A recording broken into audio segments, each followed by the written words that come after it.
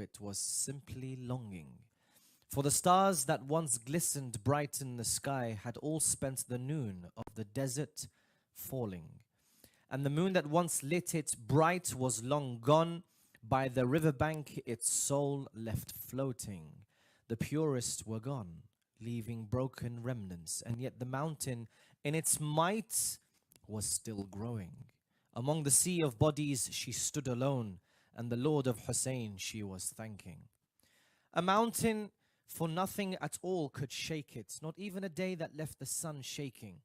As women wept enough to raise Noah's ark, the flag that had fallen she was raising.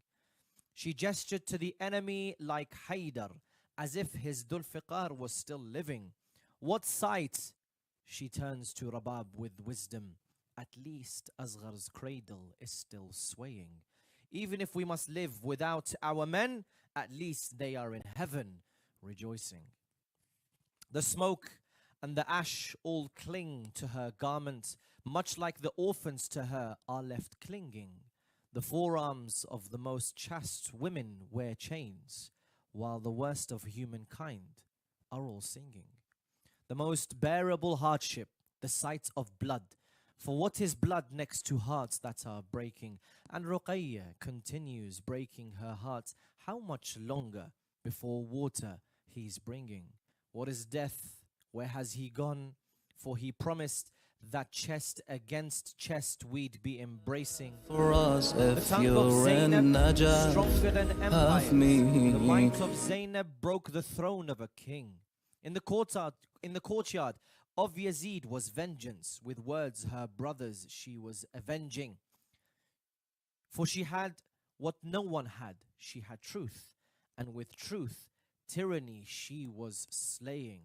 It's as if Abbas had stood beneath her cloak, as if the earth beneath her feet was rising, an ark that carried few but welcomed all, while all that stood against were left drowning. The Lord created mountains in his wisdom to prevent the land of the earth from shaking. And he created Zainab so that when we are hit by trials, are kept from breaking. For much like her brother, Zainab cannot die. In every heart she is still living. Whenever the heart's pain, it recalls her. From its ashes there is an awakening. For the eyes are a window into the soul, and beauty was all Zainab was seeing. For the eyes are a window into the soul, and beauty was all Zainab was seeing. Many thanks to the poet Nouri Sardar. Bismillah ar-Rahman ar-Rahim. As-salatu was-salamu ala khayri al-anbiya'i wal-mursaleen wa habibi ilahi al-alamin Abil Qasim al-Mustafa Muhammad wa ala al-Baytihi al-Tayyibin al-Tahirin. Distinguished guests, brothers and sisters, dear viewers at home, Assalamu alaikum wa rahmatullahi wa barakatuh, and welcome to the Atash campaign brought to you by Imam Hussein Charity exclusively on Imam Hussein TV. And you are watching us, inshallah, from the studios here in London.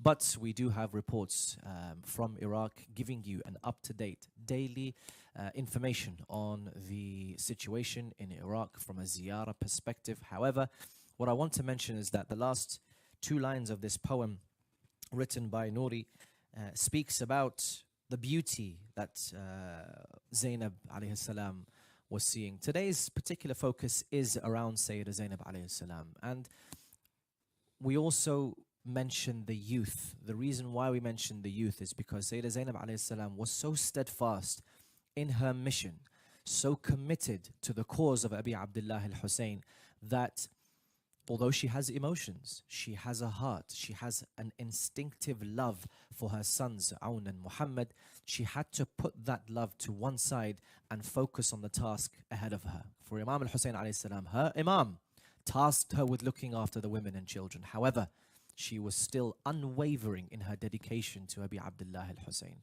And likewise, we want to transcend time and space, because what happened 14 centuries ago doesn't mean that it's all in history and we can't learn lessons from that. It doesn't mean we leave it all behind and just remember the story of Sayyidah Zainab and cry once a year. It actually means that it's a practical way of living in our life today. We face many difficulties, many challenges, many trials, living in the comfort of our own homes. However, There are trials and there are tribulations of those who are less fortunate than us in the lands of Iraq and many different lands across the Middle East. And that is what we are imploring you to join. Join the cause of Abi Abdullah al-Hussein by saying Labbayki ya Hussein and saying Labbayki ya Zainab. Because Sayyidah Zainab alayhi salam, her calamity started from the 10th. Her calamity, and I say this once again, it is underestimated that her calamity, the true tragedy of Sayyidah Zainab alayhi salam, started from the 10th onwards. We remember Imam Hussein during the first 10 nights. After the first 10 nights, the black goes down and everyone goes back to their normal lives. But we don't know and we don't realize that actually the true calamity is when Sayyidah Zainab alayhi salam has to bring all of the women and children together and then have to go from city to city, still looking after the women and children, although her brother is slain, although her brothers were slain, her sons were slain, her friends and companions were all slain right in front of her. But she still says, I see nothing but beauty. So I am imploring you once again to join the cause of Abi Abdullah al-Hussein by donating to these majalis. And the majalis that we learn the principles of Sayyidah Zainab alayhi salam. We learn the commitment of Sayyidah Zainab alayhi salam. And we want you to contribute to the majalis and to the mawakib that give the teachings of Abi Abdullah al-Hussein and the teachings of Sayyidah Zainab alayhi salam. So it's very simple. There is a QR code or a website that will take you to a particular project. Those projects are £50 that you can donate towards the majalis, the mawakib, or it's £10 to quench the thirst of the Zuwar of Abi Abdullah al-Hussein. And what thawab, what thawab you can get, what good deeds you can get in the book, your book on the Day of Judgment, when you can tell Allah subhanahu wa ta'ala that I have quenched the thirst of the Zuwar of Imam al-Hussein alayhi salam. Or even better, £1,400 goes towards a water well that will quench the thirst and also be able to nourish a local village, and that is the water well campaign. Now, helping me in joining the cause of Abi Abdullah al-Hussein, as ever, I have the lovely Sayyid Ali al-Nawab. سيدنا السلام عليكم. السلام عليكم ورحمة الله. الله يتقبل أعمالكم سيدنا. May Allah accept your amal as well and your services towards the majalis of Abi Abdullah al-Hussein. Inshallah مقبولة سيدنا منا ومنكم. It's a pleasure to have you once again, Sayyidina. And I think today, as you mentioned, as you probably heard in my introduction, that we are talking about Sayyidah Zainab alayhi salam. But specifically from a youth perspective, right? Because we want to focus on Sayyidah Zainab alayhi salam and the fact that she gave youth to the cause of Abi Abdullah al-Hussein. And linking this to today, there are many challenges that the youth in poverty face. And I think we mentioned this in one of the episodes previously, that it's a vicious cycle because you live in poverty, you can't afford the materials to get an education. You can't get an education, then you can't get yourself out of poverty. And it's just a cycle that generation after generation has to go through. So could you, I guess, give us some insight into the educational challenges faced by the youth living in poverty, and how do these challenges affect their future prospects? أحسنتم. أعوذ بالله من الشيطان الرجيم. بسم الله الرحمن الرحيم. وصلى الله على محمد وأهل بيته الطيبين الطاهرين ولعنة الله على أعدائهم أجمعين إلى أبد الآبدين. صلى الله عليك يا أبا عبد الله. صلى الله عليك يا أبا عبد الله. صلى الله عليك يا أبا عبد الله. In one of the very famous visitations of Al-Imam al-Hussein alayhi salam, namely Ziyarat Warith, the ziyarah, the supplication, or the visitation rather, that speaks about how Imam al-Hussein salamullahi alayh is the inheritor of the prophets and messengers. Okay. Assalamu alayka ya waritha Adama Safwatillah. And then the ziyarah continues naming the prophets whom Allah subhanahu wa ta'ala, and the sole reason that Allah subhanahu wa ta'ala sent prophets and messengers was solely and merely for the guidance of mankind. What did mankind need to be guided for or from? That's why we as Muslims, we as followers of Islam and followers of the Thiqalain, Al-Quran wal-Itra, we believe that Islam, and why have we chosen Islam to be the way of life that we want to live in this world, is that we believe that Islam has put such an important emphasis on the prospect of attaining knowledge. Why is knowledge important? Because this will, brothers and sisters, I felt that this intro is necessary. Yeah. To get us to understand why all of this effort in the holy month of Muharram, or the first 10 days of Muharram, has been put by IHC, by the organization, to carry this torch, that we want to get a message across. So Imam Hussein salamullahi alayhi, being one of the Itra, or representing the Itra in his time, is the inheritor of the previous prophets and messengers. The previous prophets and messengers were sent to guide mankind, to take them out from the darkness of ignorance to the light of knowledge and ilm. As we say, there is a statement, al-ilmu nur wal-jahlu dhalam. Or there is a statement by Rasulullah sallallahu alayhi wa alihi wa sallam saying that اطلبوا العلم من المهدي إلى اللاحد أو اطلبوا العلم ولو كان في الصين. Or Allah subhanahu wa ta'ala in the Holy Quran says إني أعلم ما لا تعلمون. Or بعث إليهم رسول, Allah sends a messenger, يزكيهم ويعلمهم. Islam has put such an important emphasis on the fact that, all mankind, you as a human being, as a creation, you have been brought to this world not knowing anything. لا تعلمون شيئا. So how can I get myself out of this circle of unknowingly or unknowingness to knowing? Why do we have to go and study?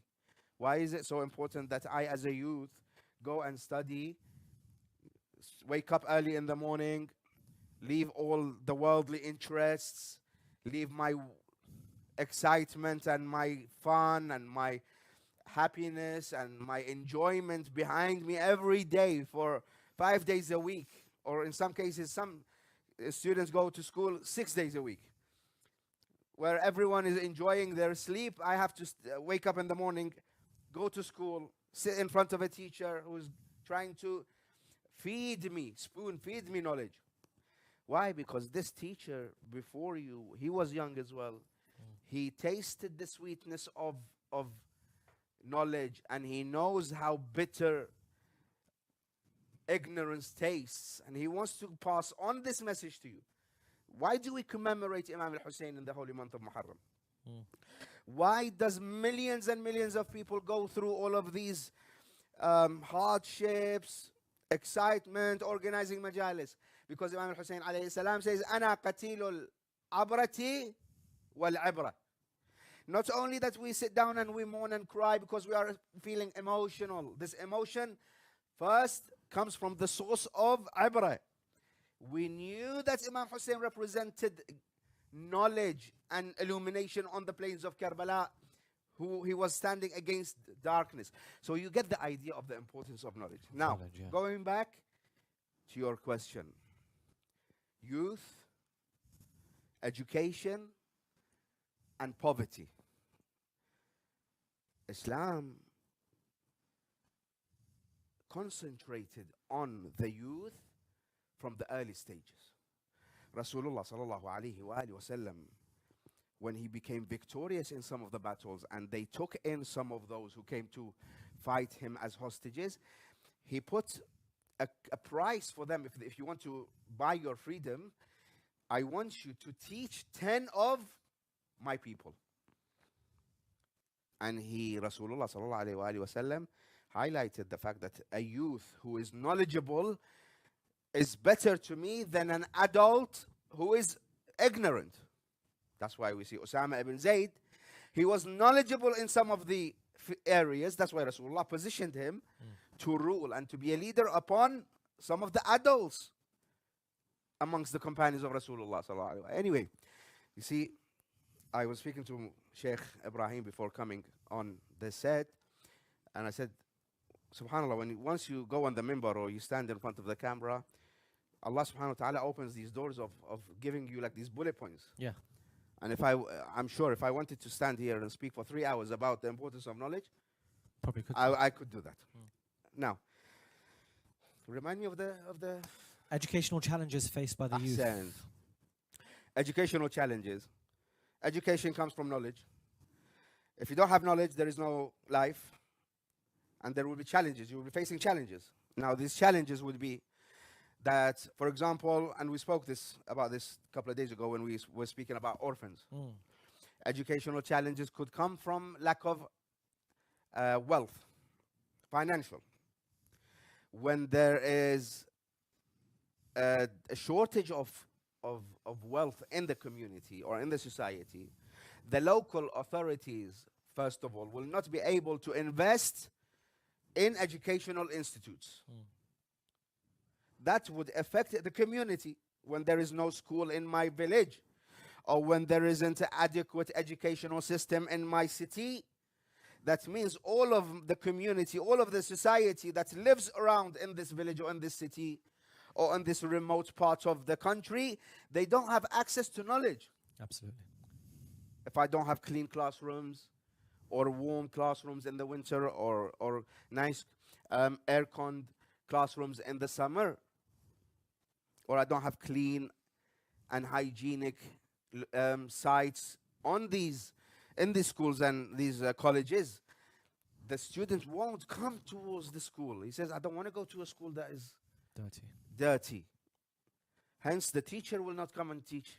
You won't be able to find good, qualified teachers to come. You need to pay. There are expenses. So the teacher will not teach. The student will not be able to receive. When the student is not shown, is not given that knowledge, and that knowledge is going to show him the right from the wrong, what effect is it going to have on himself, on his family, and on his friends and community? He will make mistakes. He won't be able to, he won't know how to live life. Living life means I need to go and work. You're not living in a paradise where you have people serving you. Yeah. You need to go, strive in the morning, go open the shop or go to your office, sit down behind the computer and start working. You can't be able to work if you don't know what you need to give, what is required from you. You won't have that knowledge. So financially, ethically, morally, it will lead you to committing mistakes, committing, violence. Yep. So this is the financial aspect. On a more personal level, the fact that I see myself lower than other people in society is going to affect me mentally. Yeah. So I'm going to start going through that phase of mental disorder. Yeah. Sadness, isolating myself. Yeah. Because if I go outside, I'm going to be meeting people who are more knowledgeable than me. Yeah. And the fact that I can't participate, communicate, socialize with people because I fear that they might ask me something or they want me to contribute to something and I won't be able to answer back and participate. So that will make me look bad in community. So I will isolate myself. Yeah. Yeah. And that could lead to anxiety and depression. It does. Yeah. And when this leads to anxiety and depression, Bani Adam is just a frail creation of Allah subhanahu wa ta'ala. With a split second, he could make that decision to go out and commit all of these atrocious crimes that we read that were practiced against Imam Hussein alayhi salam. That was as a result of ignorance. Very good point. And there are many examples that we can, inshallah, recap. We'll pause on that for a second because I think it's very important to note that not only is it mental challenges, so for example insecurity and the anxiety and being able to isolate yourself because you don't want to interact with people who are seen as more knowledgeable than you, but then once you do isolate yourself, you're then limited in your opportunities to be able to earn. And then what happens is you're going to be they already live in poverty. And they're already living with means that are from day to day. Couple that with the fact that they can't go outside because of their insecurities and anxiety, it becomes a recipe for disaster, really. So for that, brothers and sisters, we are urging you once again to contribute, to be able to help those in need in terms of giving them an education, providing for them the basic necessities for them to be able to go into education and being able to equip themselves with the necessary life skills, be it knowledge, be it a vocation, so a subject that they can specialize in. And subhanAllah, Sayyidina, on that note, we always see even people, not beggars on the street, but sellers on the street. I've spoken to young adults who are selling tissue or selling chewing gum, for example, on the streets. And when you do start speaking to them, it's like, well, I have a degree. He has a full degree. Yeah. But there are no opportunities out there. But we'll speak about those kind of challenges later, because once again, the QR code is on your screen, ladies and gentlemen, dear viewers at home. It will take you to a website. That website will be giving you a couple of options. The Mawakib and the Majalis is the center of education for us. Don't think that these Mawakib and the Majalis are just there to provide food and sustain the local community from a food perspective. No, they bring in speakers, and those speakers obviously then need expenses, and so that's the expenses. Your contributions will go towards these majalis, because it is the center of education, so that these visitors that don't have a formal education outside in the schools, they can come and get the education of Imam Hussein alayhi salam, and strengthen their aqidah, strengthen their mental capacity and their mental well-being by crying for Imam Hussein alayhi salam and connecting to Imam Hussein alayhi salam. In any case, on the ground right now is our team, the IHC team, who have a report on today's situation in Iraq. So we're going to get a report from them, inshallah, and we'll see you in a couple of minutes. Assalamu alaikum wa rahmatullah wa barakatuh. I am here in one of the Muwakib in the holy city of Karbala. As you can see behind me, they're cooking rice. They're putting it into, I think it's called a deeg, but a big pot, which could probably contain at least 20 to 30 liters. Muwakib like this works continuously overnight, throughout the night, throughout the day, to provide meals for the Zawar here in Karbala that are coming to mourn for Abu Abdullah Hussein. There are fans, as you can see, there's one over there, there's one over there, and that is to help keep the area cool, because obviously with all the hobs and the gas and the fire, it gets very, very hot there. With the summer heat of Karbala, it's extremely hot, and these guys are trying to keep the environment nice and cool so they can continue to work. Here right now, they're putting in rice. It's a bit yellow, so I'm thinking they put in saffron. And furthermore, behind, I want to show you it, but those who have been working hard are trying to eat some food, gain some energy for them to continue to cook and provide a service and provide food and khidmah for the Zawar of Abu Abdullah Hussein.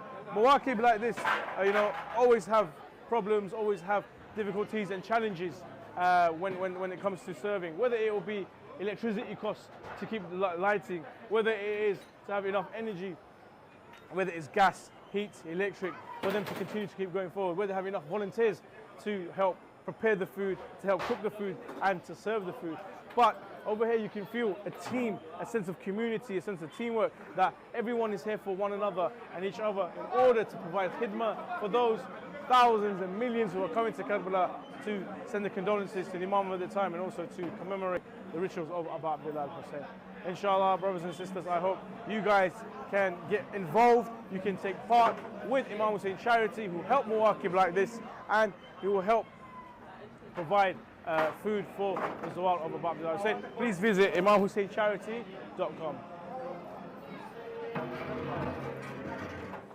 Welcome back, dear viewers of Imam Hussein Charity. You are watching the Atash campaign, which we are running exclusively on Imam Hussein TV 3. On the show today, as ever, I have the lovely Sayyid Ali Nawab, who has given us a very insightful piece of information in terms of the educational needs and challenges of those who are living in poverty, and how we can link that to the majalis of Imam Hussein alayhi salam, and the fact that the majalis of Imam Hussein alayhi salam, as the Sayyid was mentioning, is not just abra, which is tears essentially, but also ibra, which is, very loosely translated to knowledge, shall we say, or an example, but It's the tears and the knowledge of Imam Hussein alayhi salam that we must be able to propagate. And the majalis is where we do that. So please do contribute as much as you can. You have been a very, very, very generous audience so far. But inshallah, there is more that we can be able to contribute. So those who are just starting to watch these shows, assalamu alaikum, and hopefully all is well, your end. But inshallah, that you can contribute in any way that you can. It's a very, very simple process. You simply go onto the QR code or the website. The website will give you a couple of options, either the majalis, which is a £50 contribution to the majlis, and Mawkib, £10 will go towards quenching the thirst of approximately 400 cups of water for the Zawar of Imam Hussein alayhi salam, and £1,400 goes towards building a water well for local villages and towns that need it most. So those are the campaigns. Of course, if you go onto our website and our socials, you'll understand there's a bit more detail around that. So inshallah, you're able to contribute. So now going back to our topic. So when there's no education, people go back to their homes, and then they get desperate, and so sometimes violence may occur, corruption may occur. So how does poverty influence the involvement of young people who don't have a hope for the future, for example? How does it involve young people in criminal activities, in gangs that we may see? Subhanallah. The event of Ashura, the historical event of Ashura, that what happened in Karbala, has an answer to every problem.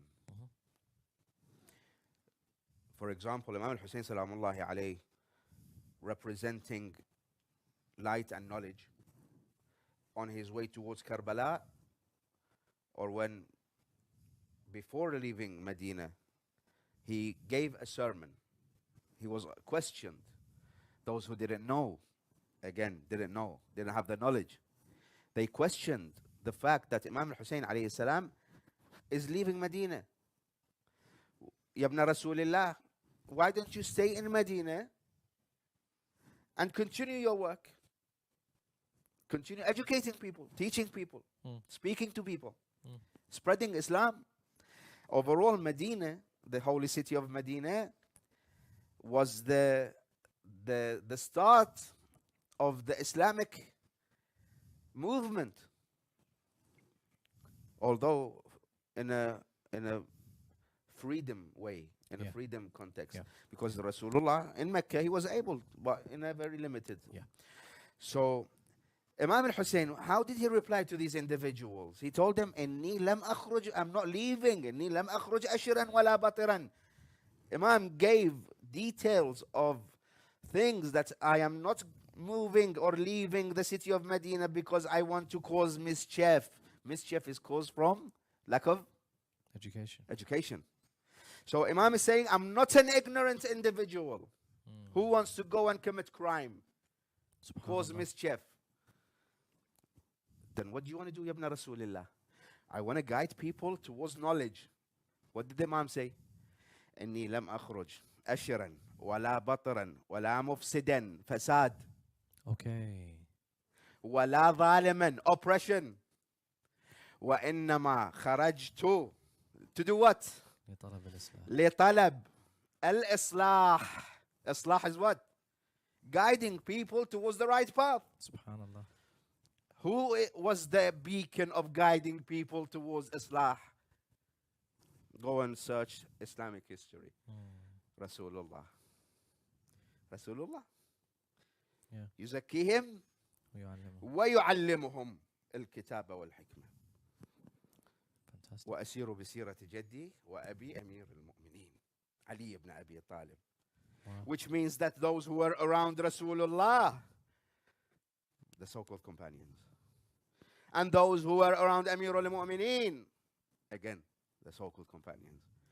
Why didn't Imam al-Hussein refer to the companions and refer to his grandfather and his father only? Because Rasulullah and Amir al-Mu'mineen were the beacons of light, and those, or some of those around him, they were the ignorant individuals, trying or actually succeeded in pulling the ummah towards ignorance, which led to Karbala. So when you don't have education, or when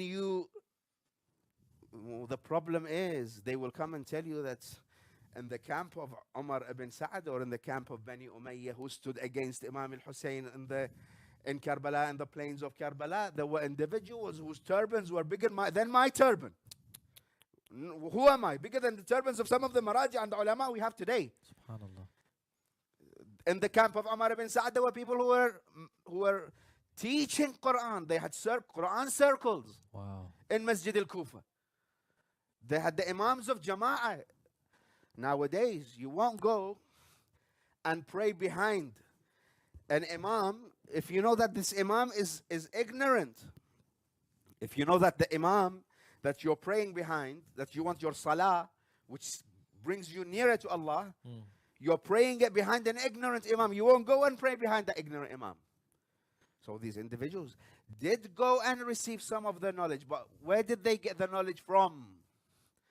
From the wrong sources, not from the right sources. Subhanallah. So that wrong source led them to crime. Yes. Seek knowledge, but you have to know where to seek knowledge from. Seek knowledge from its right sources, which is Abi Abdullah al-Hussein. Because if you bring the wrong knowledge, and we have lots of wrong knowledge around us today. Yeah. And that's why we see this crime around us today. So not receiving knowledge and not receiving the right knowledge will lead you to commit crime. Yeah. And nowadays we are living in a society, or in societies, that we see every day. There is a new innovation, a new kind of a crime happening, whether it was on a personal level, whether it was on a family scale. You commit crime against yourself, you commit crime against your family loved ones, or you commit crime against other people in society. You don't have money. Money comes from knowledge. You don't have work. You want to enjoy life. You want to eat. You want to drink. You want to work. You want to spend money. You want to go on holidays. Yeah. You want to dress nicely. You want to smell nice. You want to look good, but you don't have the money. So what would you go, to what lengths would you go to be able to receive all of those? That's why Umar ibn Sa'd in Karbala had a greed that was pushing him towards killing Imam Hussein alayhi salam. And what was that greed? Land. Ubaydullah ibn Ziyad or Bani Umayyah had promised him Mulk al-Ray. Yeah. Do I lose Ray? أم أرجع مأثوما بقتل Hussaini. Nowadays, if you are an ignorant individual, know that, God forbid, you might be walking towards participating with those who killed the Imam of their time. So that's why, brothers and sisters, the campaign is called al-Atash. Al-Atash, once someone says al-Atash, you might think that, okay, he's thirsty, let me get him some water. But it's got a broader meaning. Of course. A thirst. A thirst for what? A thirst for knowledge. That knowledge leads you to go towards water and not go towards other things that don't quench your thirst. Yeah. So this campaign is called Al-Atash, and we say the slogan is the thirst continues. Of course the thirst continues when the Ummah went against the Imam of their time and annihilated a whole progeny on the plains of Karbala, and that was a kind of a brick wall in front of the movement of guidance. That's why we bring in Sayyidah Zainab salamullahi alayha. I was just about to mention in terms of Sayyidah Zainab was a continuation to the movement of Islah, to the movement of spreading that knowledge. Now, how could someone be a beacon of knowledge if they are themselves unknowledgeable? That's why Imam Zainul Abidin highlighted that fact that Amma Zainab. Of course, Imam Zainul Abidin knows his auntie very well. Lady Zainab, we know she is knowledgeable, but why does Imam Zainul Abidin need to come and address that? It's to say to you and me, to the brothers and sisters today, that if you want to seek knowledge, seek it from this important figure, which is Zainab salamullahi alayha. Amma anti bihamdillah alimatun غير معلمة, which means that your knowledge, the knowledge that you have received, is a thorough purified knowledge. The knowledge is from the correct sources. وفهمه, not only that you have the knowledge, عالمة ولكن فهم. You understand and you practice من الفهم that knowledge that Allah subhanahu wa ta'ala gave you. That's why Lady Zainab salamullahi alayha, every step that she took was all calculated. Every sacrifice that she made was in the cause and in the path of Islam and in the path of Imam Hussein salamullahi alayhi. That's why we have parents who did not shy away from giving everything they had in the path of Imam al-Hussein alayhi salam. Why? To establish knowledge, to wipe away ignorance and darkness, because they were seeing ignorance unfold in front of them. Imam al-Hussein did not take his family and children, brothers and sisters, from Medina and leave his safe haven and go towards Karbala just because he felt like it. Okay, let me leave Medina, go to Karbala, and whatever wants to happen, let it happen. No. There was an objective, and Lady Zainab salamullahi alayha had a role to play in this responsibility when she came to Karbala and she brought her family, her children with her. Every single individual who was present in Karbala had a role to play in spreading this light of knowledge to the whole world today. From the 6-month-old infant that plays a great role in our lives, to the elderly Habib ibn Mudahar al-Asadi who sacrificed his life. They all worked and walked towards the spreading of knowledge and to annihilating this continuous thirst that people had for knowledge. Sayyid Ahsantum, thank you so much for your time. Thank you. May Allah subhanahu wa ta'ala grant you the patience of Sayyidah Zainab and grant you the knowledge of Sayyidah Zainab, inshallah, in this life and the intercession of Sayyidah Zainab in the hereafter. Thank you very much for your time, Sayyid Ali. We now go to a very small break, but before the break, let me remind you, dear viewers, of the projects that hopefully you can contribute to.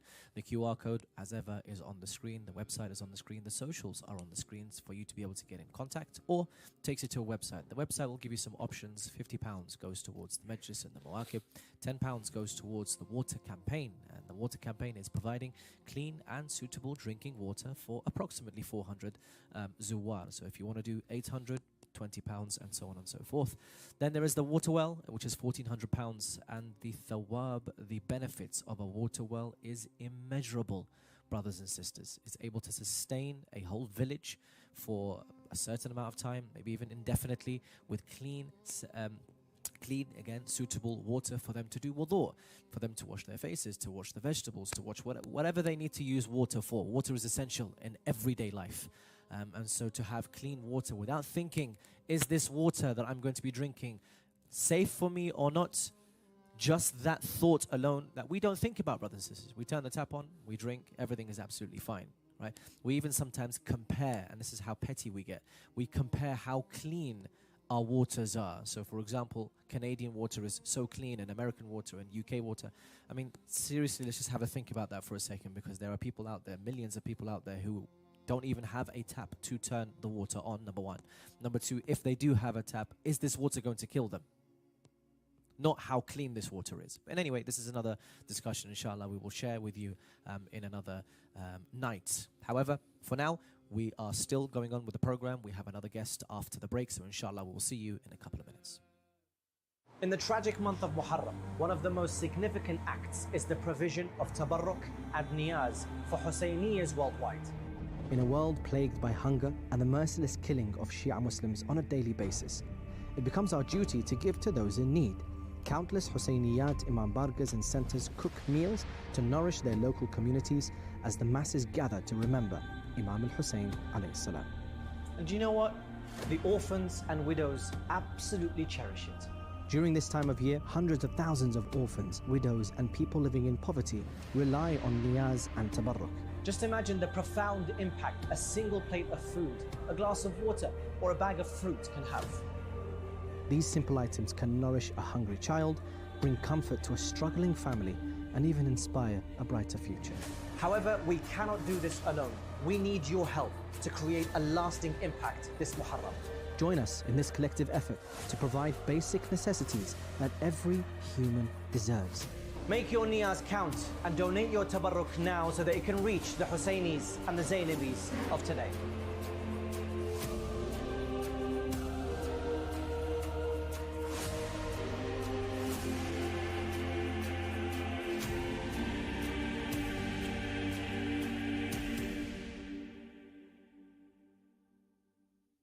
Welcome back, dear viewers of Imam Hussein TV. You are watching the Atash campaign brought to you by Imam Hussein Charity, who have been doing some fantastic work in Iraq, specifically in Karbala, where we are propagating the message of Imam Hussein alayhi salam through majalis and through tabarruk. So you are able to contribute to this cause, to this wave of love that the Zuwar of Imam Hussein alayhi salam are showcasing, and you, the dear viewers, who have been contributing generously to this cause. In the name of your marhumin, you're able to donate. In the name of those who are sick and those who need some help, you can donate in their name as well. In any case, whatever the cause is triggering you to be able to donate, whether it's Imam Hussein's message and you just want to give back to the community, inshallah, we welcome all kinds of generous donations. For those donations to occur, you would need to go to our website. The QR code is on your screen, or the website details are all on your screen.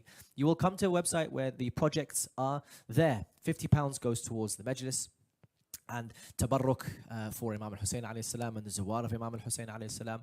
£10 goes to approximately 400 cups of water, which will be able to quench the thirst of the Zawar of Imam Hussein alayhi salam. And what better way to really give back when all of the women and children and Abbas alayhi salam, Imam al-Hussein alayhi salam, all of the companions of Imam Hussein alayhi salam were crying of thirst, and you are able to quench the thirst of those who are saying labbaik ya Hussein. So the benefit is immeasurable, brothers and sisters. And also the £1,400 that goes towards the water well campaign, which will be able to sustain a small village for a certain amount of time. Those are the details, inshallah, you'll be able to contribute. Now, going on to Sayyidah Zainab alayhi salam, who we are remembering before the break, Sayyid Ali Nawab mentioned in terms of knowledge and in terms of how to gain knowledge and the importance of knowledge for the youth, especially those who are living in poverty. It's very, very important. But the character of Sayyidah Zainab alayhi salam and the patience that she showed, however, there is an emotional side to her. She didn't openly show her emotion because she had to stay strong and steadfast in the commitment to the cause of Imam Hussein alayhi salam. But we say, how empty the night has become when even the moon is alone. How empty the night has become when even the moon is alone, and the tents have become empty, and our men are just flesh and bone, and our men are just flesh and bone. The stars weep for me together. I have not a single brother. My son's fallen on the desert. I stand as a sonless mother. I stand as a sonless mother. My hand's fallen in the desert as my flag no longer flutters. Whatever hearts are left beating, I'm the burning tents they shatter. My nephew also lies fallen. How I wail upon Qasim. I see on his lifeless body the bloody turban of Al-Hasan. As the fire is still burning, I see Hussein's daughters running as the devils would sack our tents. Ruqayya cries, her ear bleeding. Ruqayya cries, her ear bleeding. Many thanks to the poet Nouri Sardar. On that note, we are delighted to once again be joined by Al-Hajj Ibrahim Al-Ansari, who is the first time that has appeared on Imam Hussein Charity. So we are privileged to have him on the show. Assalamu alaikum, Hajj Ibrahim. Assalam wa rahmatullah. Jazakumullah khair al-jaza. As ever, how's everything, inshallah, all is well? Alhamdulillah, inshallah, all good. How about yourself? Alhamdulillah, we're doing well. And I mentioned to Sayyid Ali, and I mentioned to you as well, may Allah accept your a'mal, especially in this month. I know that it's a massive task to be able to generate different sources of information, put it into a lecture, and then try to give as best as you can for 45, 50 minutes. So may Allah bless you. And inshallah, Sayyidah Zainab is your intercessor. Likewise to you, inshallah, and to your family members and all your loved ones, inshallah. Thank you, Habibi. So we are talking about Sayyidah Zainab, Hajj Ibrahim, and I think the first and foremost, in terms of the lessons that we can learn from Sayyidah Zainab alayhi salam, how can we apply that in modern day kind of challenges and struggles? طبعا the life of Sayyidah Zainab, there's a lot of lessons to be taken. I think Sayyid Ali Nawab covered the aspect of knowledge, where, for example, Imam Zainul Abidin would say to Sayyida Zainab, "Anti bihamdillah alima ghair muallama." You are, with the praise of Allah, a scholar that has not been taught. This is from one aspect. From another aspect is that patience that Sayyida Zainab had, but patience with strength. And when we come to patience, we're not talking about any sort of patience. We're talking about an individual that from the age of 5, had to witness tragedies fall upon her family members. There's a few lines of poetry actually, so if I remember them, I am Zainab and you know me. I faced calamities from the age of 3, referring to the martyrdom of the Holy Prophet Muhammad sallallahu alaihi wasallam. I am the one that witnessed my mother behind the door, and for my father's head there was no cure. In a bucket, my brother Hassan's blood I found. I am the one that witnessed Hussein on the ground. Subhanallah. So, Sayyida Zainab, this is the life that she had to go through. Not only did she see her beloved grandfather poisoned, then her mother behind a door, slapped on the street, Fatima Zahra, salamullah alayha. Her father coming back from Masjid al-Kufa while his head was struck, his beard smeared with his blood, Imam al-Hassan alayhi salam, and Imam al-Hussein. And you will find that with all of them, they wanted to hide those struggles from Sayyida Zainab. Because look back at history, for example, and you will find, for example, Amir al-Mu'mineen, when he gets close to his house, he says to Imam al-Hassan and Hussein, don't carry me anymore. I want to stand up with strength. Why? Zainab will be standing by the door. Imam al-Hassan, Imam al-Hussein is sitting next to him. They are weeping, they are crying. He says to him, La yom ka yawmika ya Aba Abdullah. He hears a knock on the door. What does he say? My brother Hussein, remove the bucket. Why? Zainab wants to come in. When it came to Abu Abdullah al-Hussein, there wasn't much to hide. There wasn't much to hide. Sayyida Zainab had to witness her brother slain. Her brothers, in fact. She had to witness her nephews, her own sons. With all of that being said, she goes to Kufa. And Ubaydullah ibn Ziyad, may Allah withdraw His mercy from him, he says to her, what did you see that Allah did with your brother? She says, Ma ra'aytu illa jamila. I saw nothing but beauty. This is an individual who has complete understanding of Allah. Because patience, الَّذِينَ إِذَا أَصَابَتْهُمْ مُصِيبَةٌ قَالُوا إِنَّا لِلَّهِ وَإِنَّا إِلَيْهِ رَاجِعُونَ. It is an understanding of Allah Azza wa Jal. وَجَزَاهُمْ بِمَا صَبَرُوا جَنَّةً وَحَرِيرًا. The Quran says, and Allah Azza wa Jal grants them, because of their patience, جَنَّةً وَحَرِيرًا. And you will find many verses in regards to this. And even when she says, مَا رَأَيْتُ إِلَّا جَمِيلًا, look at the Quran. فَاصْبِرْ صَبْرًا جَمِيلًا. فَاصْبِرْ صَبْرًا جَمِيلًا. So this patience of Sayyida Zainab is the beauty that she saw. When she sees Abu Abdullah al-Hussein on the plains of Karbala, she would perform a sajda saying, Ilahi, O my Lord, تقبل منا هذا القربان. Accept the sacrifice from us. Likewise, when she saw her 2 sons, Muhammad and Aoun, إلهي تقبل منا هذا القربان. While this is said, this patience was mixed with strength. Because we want to take lessons from the life of Sayyida Zainab. Look at how well she saw these tragedies. Look at the strength of Sayyida Zainab. Because it is very wrong for us to picture Sayyida Zainab as a lady who had no strength and walked in humiliated towards the palace of Ibn Ziyad and towards the palace of Yazid. No, not at all. This was a lady that was full of strength. Which is why in Kufa, when she is talking, that man says, Wallah ma ra'aytu khafiratan antaqa minha wa ka'annaha tufrigh an lisani abiha. I have never seen a woman who is covered in her manner, who is better in speech than her, and it is as if she is emptying from the tongue of her father. This is an individual with strength.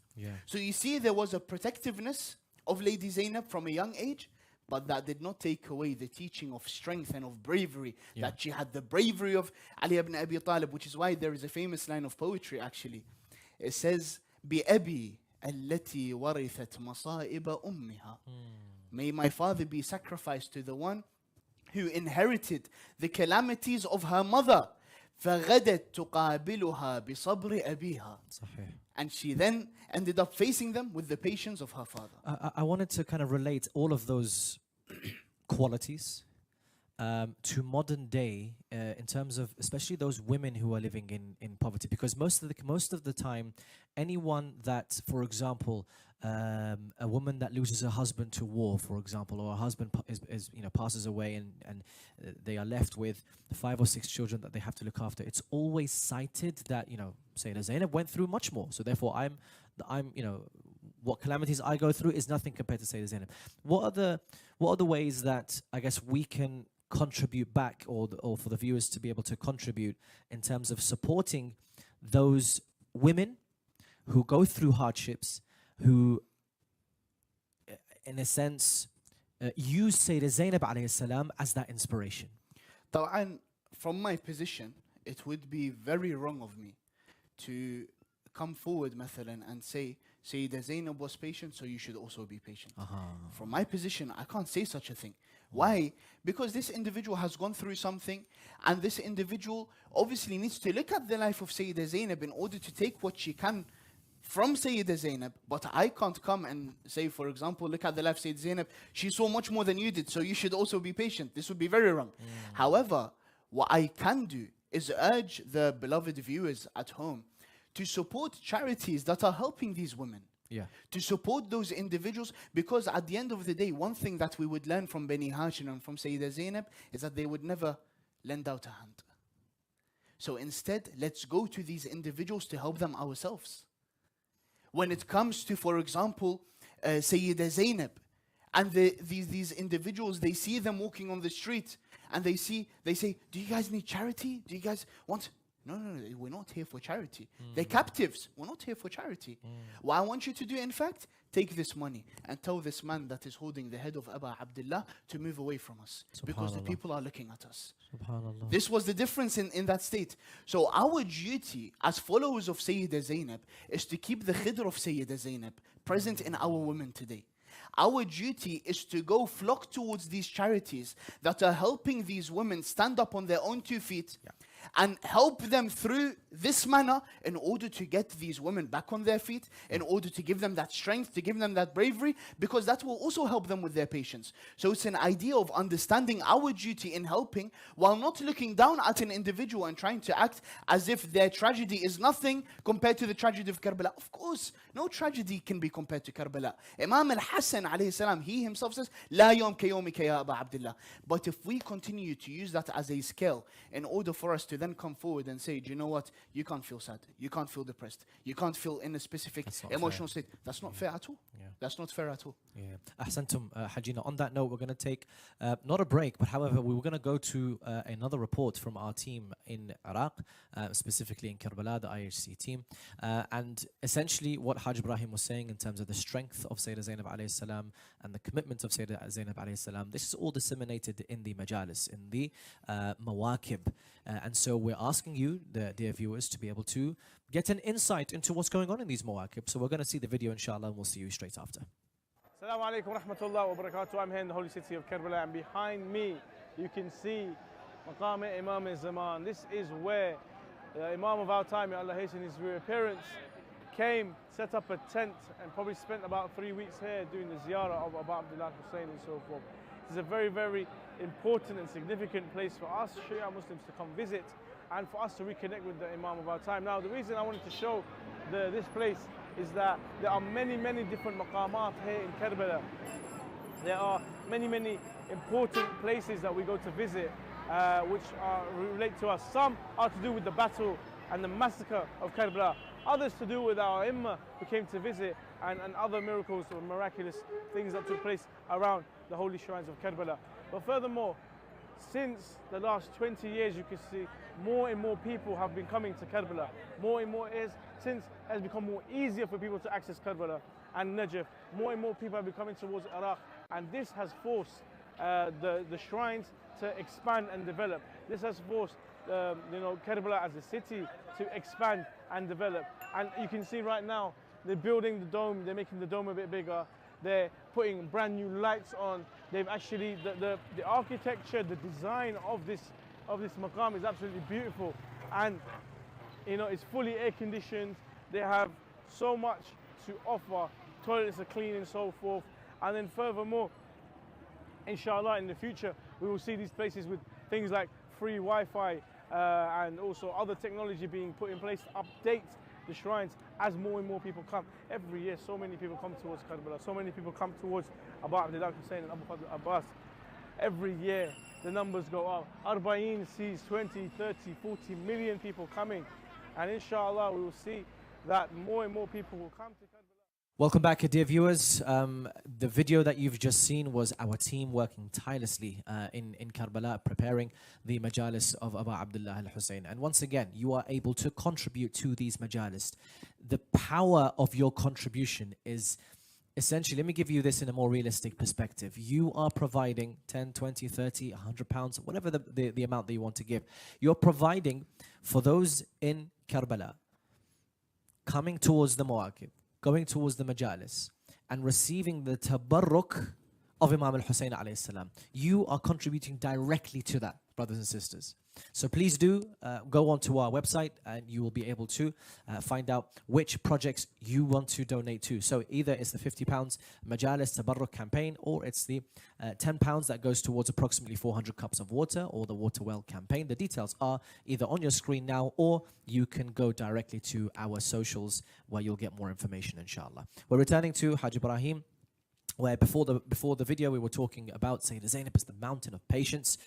She stood steadfast in the calamities. I guess we want to talk about the aftermath of the 10th and the qualities that she possessed in order to be able to safeguard the message of Imam Hussein. We call Sayyida Zainab at many times the protector of Imam. Because again, we see this mix of bravery and patience. This mix is unbelievable, by the way, in the shakhs of Sayyida Zainab. So you'll find that even after the events that led to the killing of Abu Abdullah al-Hussein, the army would come and attack the tents. When they attack the tents, what do they see? They see Imam Zainul Abidin sitting in the tents. They see him as a man, a full-grown man, and they look around and they say, who is this man? He says, Ali ibn al-Hussein, kill him. She comes and she stands in front of them. She says, if you want to kill him, then you will have to kill me first. SubhanAllah. So one of the enemies, he looks and he says, do you know what? He will probably die from the illness that he is in anyway, and they leave. When is this repeated? In the palace of Ibn Ziyad. Ibn Ziyad looks at Imam Zainul Abidin. He says, who are you? He says to him, Ana Ali ibn al-Hussein. He says to him, أَوَلَمْ يَقْتِلُ اللَّهُ عَلِيًّا? Did Allah not kill Ali? He says to him, I had a brother by the name of Ali قَتَلَهُ النَّاسِ. The people killed him. Not Allah. He said, no, Allah killed him. He said, Allah يتوفى الأنفس حين موتها والتي لم تمت في منامها. Start reciting Quran to him. Allah is the one that takes the souls upon their death. SubhanAllah. And the ones that do not die upon their sleep. He gets furious. He says, kill him. Sayyida Zainab, look at that strength that she had. She stands in front of him. She said to him, وَيْحَكْ يَكْفِيكَ مَا سَفَكْتَ مِن دِمَائِنَا. This isn't a normal lady that has just seen her son slain, has just seen her brother slain. Woe upon you. Is it not enough what you have seen, or what you have spilt of our blood? And this is why, even on the day of Ashura, Imam al-Hussein alayhi afdal salati was salam, he would stand on the plains of Karbala after the martyrdom of the companions, and he says, Habib, Zuhair, Nafi' Bureir, Mali ad'ukum fala tujibun. Am hala baynakum wa bayna sayyidikum al-manun. He calls out his companions one by one. He says, why is it that I call you but you do not answer? Or is it that death has separated you from your master? At that moment, Bani Hashim would come forth, the first of whom is Ali al-Akbar. He says to him, my father, would you give me permission to enter the battlefield? Imam al-Hussein alayhi salam would not reply to him. Rather, he started shedding tears. Ali al-Akbar, when he saw the tears of his father, he took that as permission to enter the battlefield. With him would enter the rest of Banu Hashim. Sayyida Zainab looks at her two sons, Muhammad and Aun. One of them is 14 years of age, the other is 11. She says to them, my sons, Banu Hashim have gone out to fight. Why are you not with Ali al-Akbar? Why are you here with me in the tents? They said to her, Mother Zainab, Imam al-Hussein said, go back to your tents, you are too young to fight. She says, no, not at all. She takes them to Imam al-Hussein. She says to him, Akhi ya Aba Abdullah, is it fair for our mother Fatima to see Ali al-Akbar slaughtered? How will I face her when she sees Muhammad and Aun safe? He says to her, my sister Zainab, maybe their father would not allow them to fight. She said, no, Ya Aba Abdullah. Their father, he asked if Hussein was to be all alone on the plains of Karbala, then make sure that my sons will die defending him. أجركم الله يا محمد and Aun would enter the battlefield, fighting them bravely, reminding them of the strength of Ja'far al-Tayyar and Amir al-Mu'mineen. Muhammad is 14 years and Aun is 11. أجركم الله. Imagine these two youth who grew up together are now fighting side to side on the battlefield. أجركم الله. The enemies managed to separate them. An enemy of Allah would strike Muhammad on the head. Aun would be distracted. His older brother was just struck on the head. Another enemy of Allah would strike Aun on the head.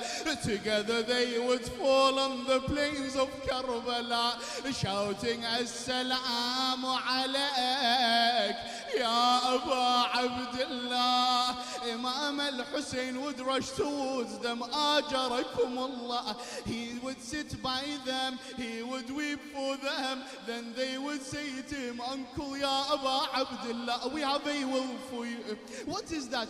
They said, my uncle Hussein, our uncle Hussein, go back to our mother Zainab and tell her that we did not break her word. He said, what is that? They said, Uncle Hussein, Sayyida Zainab said that if you were to go out in the battlefield, do not go out, Ajarakumullah, to the river of Furat. Oh, my uncle Hussein, tell our mother Zainab that we did not go to the river and we did not drink from the water as the children are thirsty. Ajarakumullah. Imam al-Hussein would remain by them until they would say, Ashhadu an la ilaha illallah wa anna Muhammadan Rasulullah wa anna Aliyan bilhaqqi waliyah. Then their soul would depart this world as martyrs. أيوا Haseena وسيدا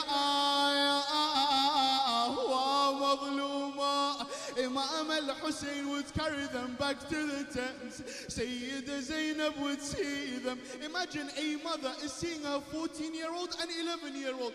In what state would she be? Instantly, she would bow down, she would prostrate to Allah, and she would say, Ilahi, taqabbal minna hadha al-qurban. Accept this sacrifice from us. In fact, the narrations mention that she never cried for them. Not on the battlefield, not when she saw their heads on spears, not when she came back in Arba'in at all.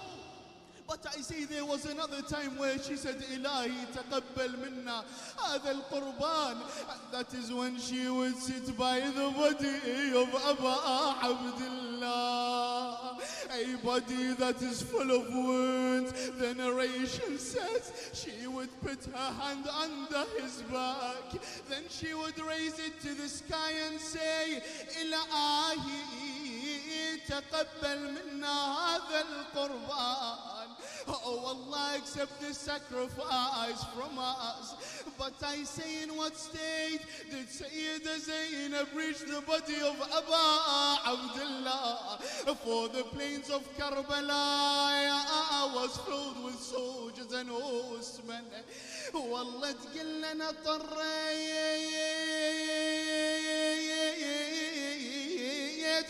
أنا طرقت الزلم والخيل والنار ولعت عانيت يسكن عجل غبار. أنا جيت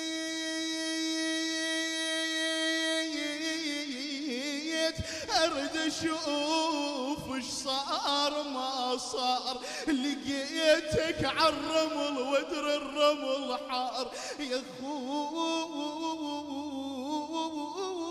فزعنا لك صغار وكبار، اي والله يا خويا فزعنا لك صغار. يا Ravi كبار. Thank you so much for your time. طيب الله أنفاسك. And I say to you and I say to you all, dear viewers at home, who have contributed and who will contribute, inshallah, that I ask Allah subhanahu wa ta'ala to grant you the patience of Sayyidah Zainab. I ask Allah subhanahu wa ta'ala to grant you the commitment of Sayyidah Zainab.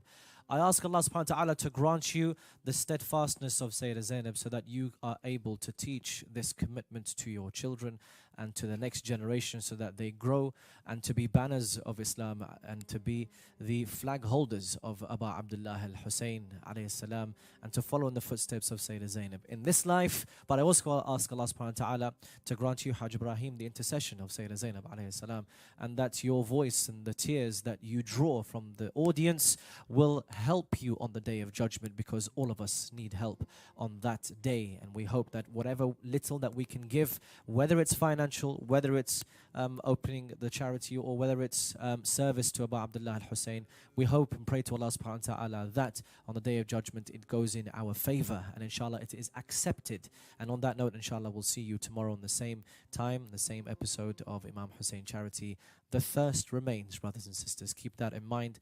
The thirst remains. So inshallah you're able to contribute, and inshallah we'll see you soon. Wassalamu alaikum wa rahmatullahi wa barakatuh.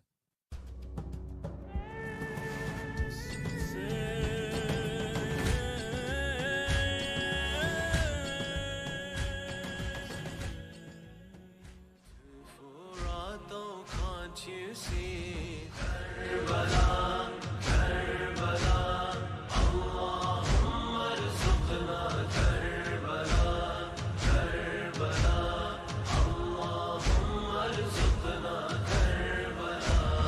From Baqi another whales severed his arms on that day. I raised my son for Ashura. He was the prayer of Zahra. My name is al-Bayt.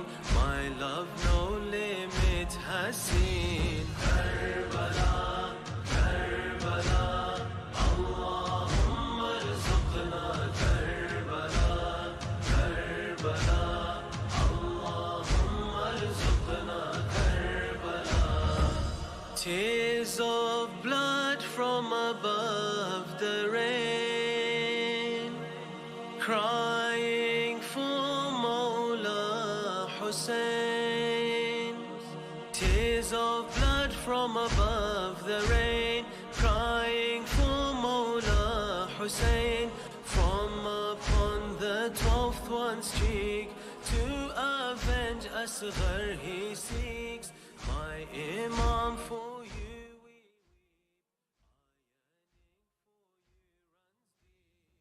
चूमूंगा मैं ये इबादत को हरगिज़ न भूलूंगा मैं तुमको अल्लाह का वास्ता ले चलो ए फरिश्तों मुझे کربلا لے چلو. سب مل کے پڑھیں. اے فرشتوں مجھے کربلا لے چلو. ماشاءاللہ. اے فرشتوں مجھے کربلا. حق ادائی ہوں میں تم کو معلوم ہے, ایک فدائی ہوں میں تم کو معلوم ہے, کربلائی ہوں میں تم کو معلوم ہے, میری میت یہاں سے اٹھا لے چلو. بلند آواز میں. اے فرشتوں مجھے کربلا لے چلو. اے فرشتوں مجھے کربلا. یہ لحد تو نہیں ہے ٹھکانہ میرا, یعنی ہے اب وہی آب و دانہ میرا, بن گیا ہے وہی آشیانہ میرا, آشیانہ میرا. یا نجف مجھ کو یا نینوا لے چلو. اے فرشتوں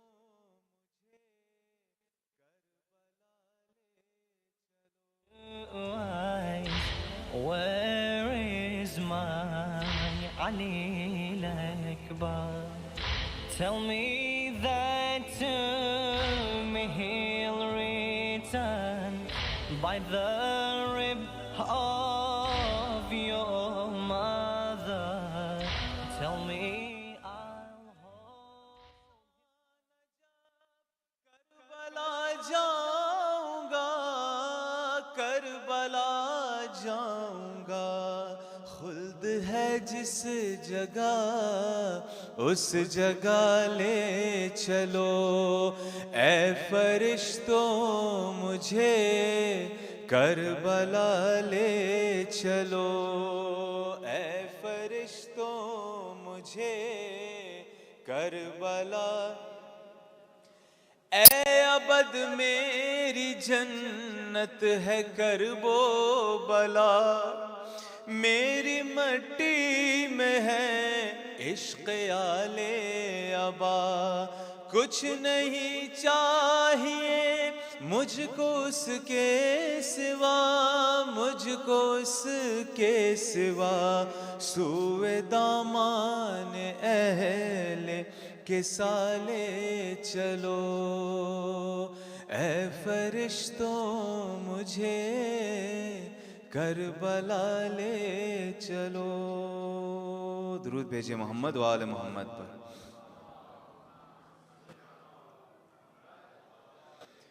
یہاں سنبھل کر قدم اٹھانا,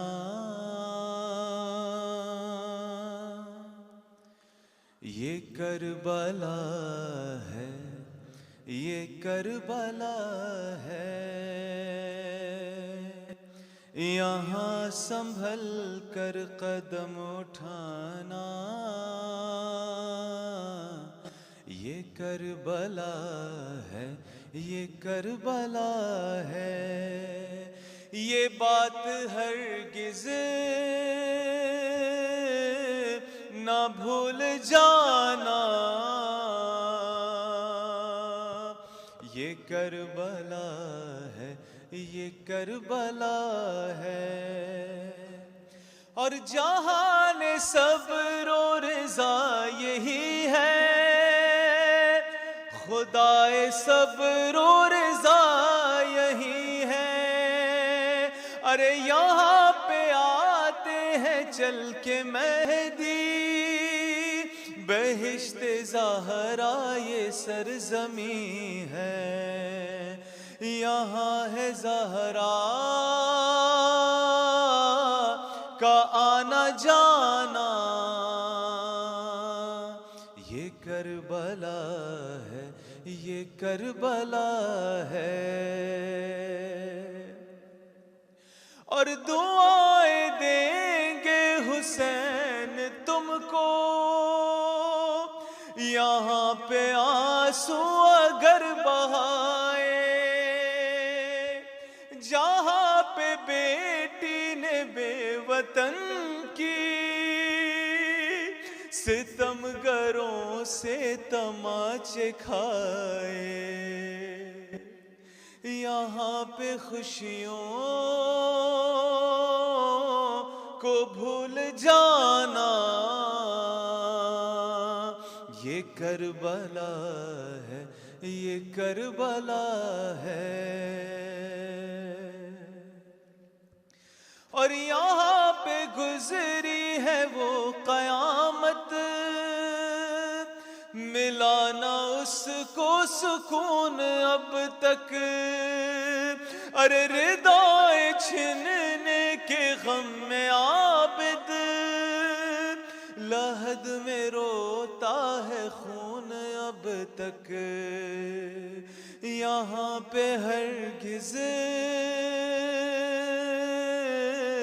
نہ مسکرانا یہ کربلا ہے یہ کربلا ہے اور کہیں پہ قاسم ہوئے ہیں ٹکڑے کہیں پہ زی سے گرے تھے مولا اور کہیں سکینہ سمو سے لپٹی کہیں پہ اصغر نے تیر کھایا یہی غریبی کا ہے ٹھکانہ یہ کربلا ہے یہ کربلا ہے اور کسی کے دل میں لگی ہے برچی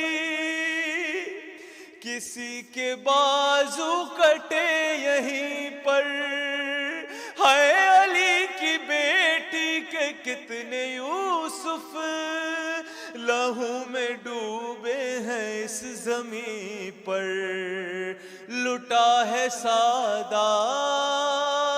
سادات کا گھرانہ یہ کربلا ہے یہ کربلا ہے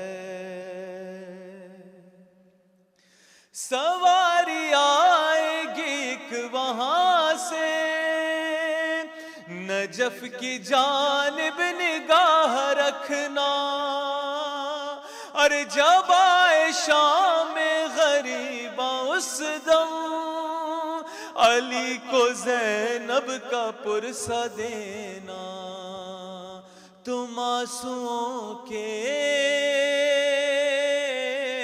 دیے جلانا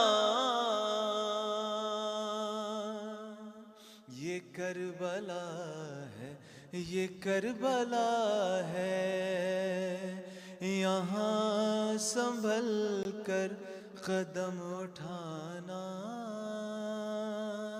یہ کربلا ہے یہ کربلا ہے بر محمد و آل محمد بلند تر صلوات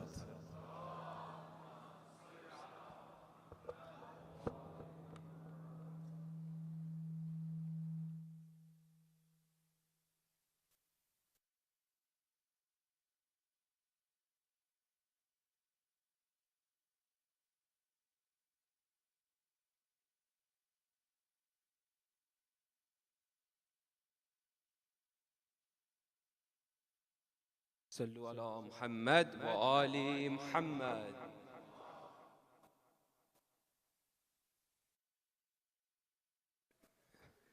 Thank you to Brother Muhammad Abbas Kareem for the amazing recitation.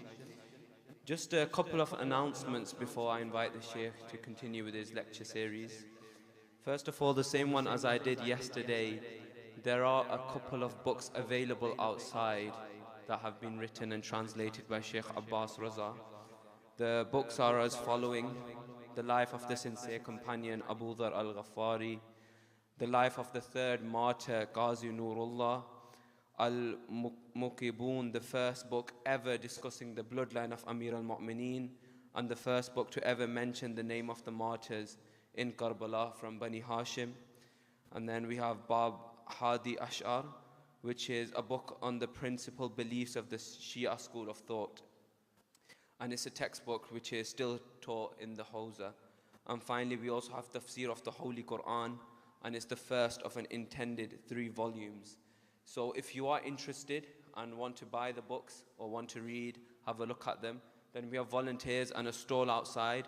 So please have a look at the books and see if you fancy buying any of them.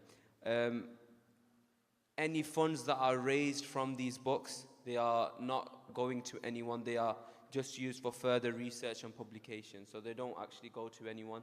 They are just used to then be invested into further publications and research that's going to happen. Sallu ala Muhammad wa ali Muhammad.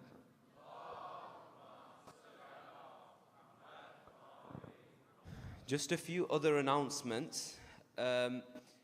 Similar to the things that we mentioned yesterday, but I've been told to reinforce them. Firstly, the car parking situation. Again, yesterday we were putting up messages on the screens to move cars. There are brothers that are stood outside volunteering to stand in the rain just to tell you where to park. So please, if brothers are telling you where to park, or if you're not allowed to park in a certain place, please do listen to what they are saying, because the last thing we want to do is constantly be disrupting the Sheikh's lecture and disrupt the momentum of it. So please do listen to them. Secondly, as you can see, alhamdulillah, we are blessed to have these volunteers, these servants of Abu Abdullah, of the Majalis of Abu Abdullah. So please treat them with respect and the love that you would treat other people with, that you would want yourself to be treated with. These people are working very hard behind the scenes. They turn up at 2 o'clock, 2 p.m. every day. They have been doing for the past 5 nights, and they will for the next 5 nights. So please treat them with that love. From 2 p.m. till midnight, they're here. They're here setting up before the majalis. They're here cleaning up after the majalis. So the least you can do is treat them with the respect and the love that they deserve. Another way of helping them is not to leave any tissues behind, any water bottles behind. Please take your mess with you. I know people have niyaz here. We had the Q&A yesterday and people were having niyaz. If you've ate here, it's not a problem, but please take your stuff with you so that we're not constantly having to clean up the whole hall after everyone is gone. In terms of again, yesterday there was a picture that was sent to us where a nappy was left in the toilet. There are bins available. Please put them in the bins. Treat the place, keep it clean. We don't want the school getting annoyed with us. That's the last example that we went to set for the majalis of Imam Hussein. So please treat the school with respect. If you have left if you are using the facilities, just make sure they are clean after you've used them. Finally, as I've mentioned before, these majalis cannot continue without your donations, without your support. So please, please, please try and help us out financially as much as you can. There are brothers and sisters outside that are collecting money, donations. Whether you want to send money into our GoFundMe, you can find the link to that as well. Please try and support us as much as we can so that we can continue these majalis of Abu Abdullah al-Hussein. Finally, there are a couple of names that I want to mention to recite a Surah Fatiha for.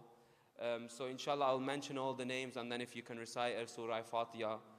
All the marhumin and the families of Tahsin Abbas Sharif, late Ashraf Ali Sharif, late Sayyid Ali Wahid Zadi, late Sayyid Zaid Abbas Zadi, late Sayyid Haider Abbas Rizvi, late Mr. and Mrs. Sheikh Sayyidul Hassan, late Mr. and Mrs. Hussein, late Mr. and Mrs. Sheikh Parvezul Hassan, late Sheikh Wasimul Hassan, late Mr. and Mrs. Sheikh Shamsul Hassan, late Sheikh Nawazish Ali Sati, late Sheikh Nazir Hussain Zarki, and Mr. and Mrs. Liaquat and Shahida Sheikh.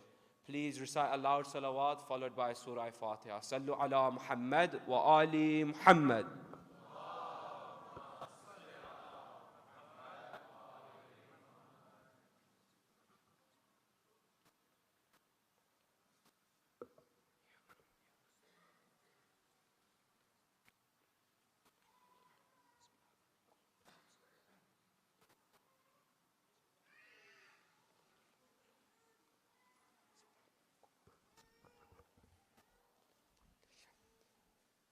I now invite the Sheikh Muhammad Abbas Banju to continue with his lecture series. Please, as you stand up in respect for him, can I ask you to come as far forward as possible? You've seen over the past couple of nights, we are constantly having to disrupt the majalis, having to stop. So please come as far forward as you can, and please welcome him with the loudest of your salawats. Ala Muhammad wa Ali Muhammad.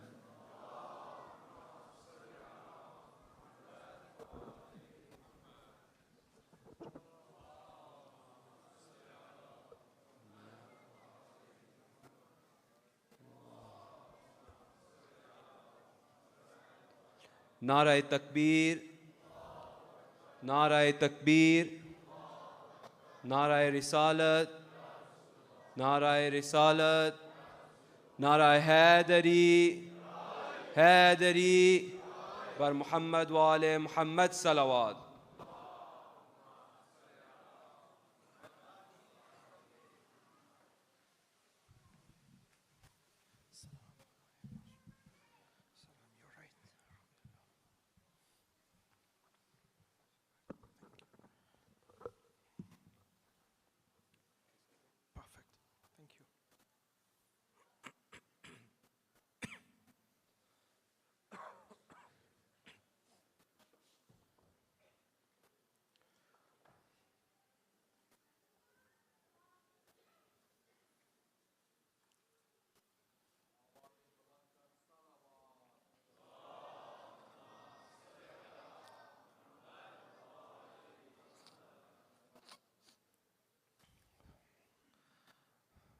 رحم الله من قرأ سورة المباركة الفاتحة.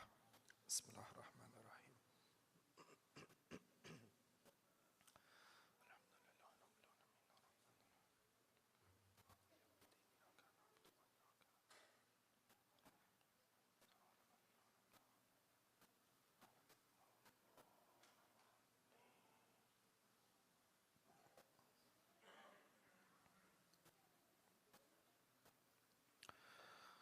أعوذ بالله من الشيطان اللعين الرجيم. بسم الله الرحمن الرحيم. الحمد لله بارئ الخلائق الأجمعين، باعث الأنبياء والمرسلين، ثم الصلاة والسلام على أشرف الأنبياء،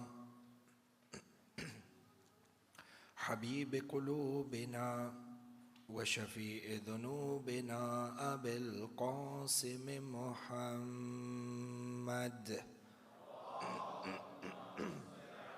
اللهم صل على محمد وعلى محمد. ثم الصلاة والسلام على أهل بيته الطيبين الطاهرين المعصومين المظلومين، لا سيما ولي الله الحجة ابن الحسن صاحب الأمر والزمان.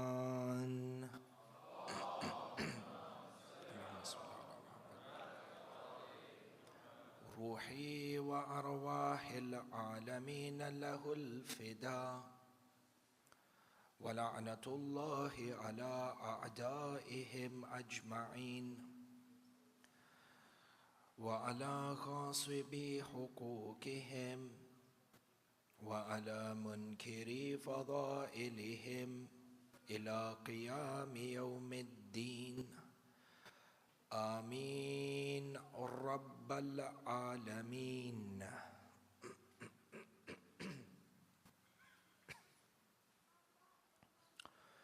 صلى الله عليك يا مولاي يا أبا عبد الله، صلى الله عليك يا مولاي يا أبا عبد الله، يا رحمة الله الواسعة، ويا باب نجاة الأمة.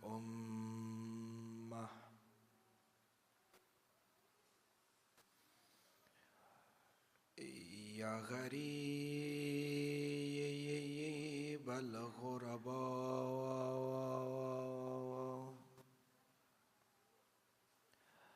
يا مظلوم كربلاء السلام على من جعل الله الشفاء في تربته السلام على من الإجابة تحت قبته السلام على ساكن كربلاء فيا ليتنا ثم يا ليتنا كنا معكم سادتي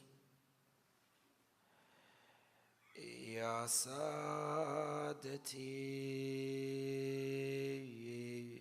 فنفوز فوزا عظيما أما بعد قال رسول الله صلى الله عليه وآله وسلم اللهم صل على محمد وآل محمد إن الحسين مصباح الهدى وسفينة النجاة صدق النبي وآمنا به زينوا مجالسكم بذكر محمد وآل محمد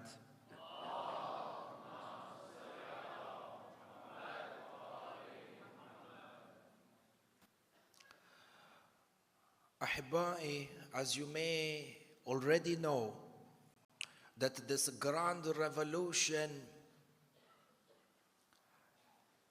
on the day of Ashura on the plains of Karbala went through two foundational stages. Within this entire revolution, there was a foundational stage that was laid to set what was to unfold on the plains of Karbala, number one in Kufa. And this foundational stage of the revolution was spearheaded by Imam Muslim bin Aqil.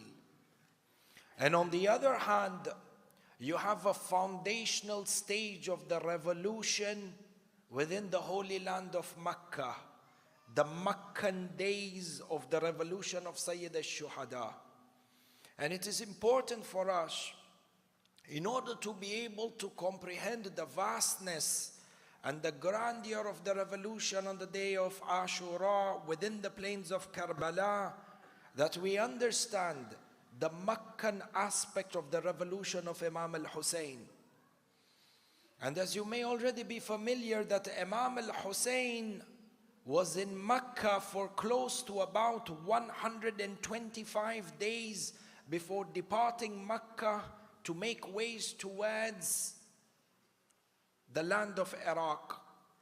And in previous lectures and over in the previous years, there have been a number of discussions where we have described the wisdom of Imam al-Hussein to choose the land of Mecca for these foundational stages, and the activities and the roles and the functions that he carried out within this blessed land of Mecca prior to leaving for Iraq.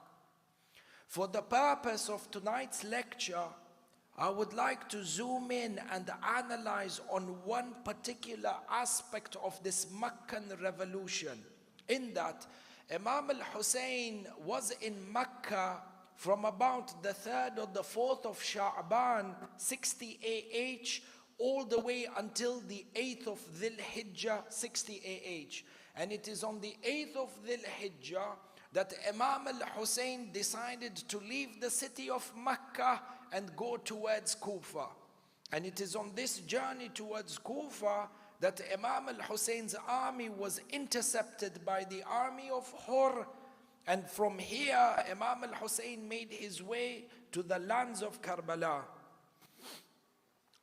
The discussion for tonight is twofold. Number one, why did Imam al-Hussein leave the land of Mecca? And number two, more particular, why is it that Imam al-Hussein decided to leave the land of Mecca, particularly on the 8th of Dhul Hijjah? Why not on the 7th of Dhul Hijjah? Why not on the 9th of Dhul Hijjah? Why not on the day of Eid? And inshallah, the lecture for tonight revolves around understanding aspects of the Meccan revolution by analyzing this part of history in particular. All of this with the barakat of a loud salawat ala Muhammad wa ali Muhammad.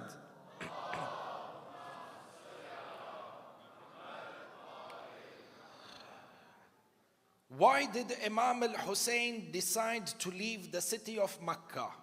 In order to understand the divine wisdom of the Ma'soom Imam, we come back and we rely upon the historical text that is narrated by His Eminence the great Alama Muhammad Baqir al-Majlisi rahmatullah alayh.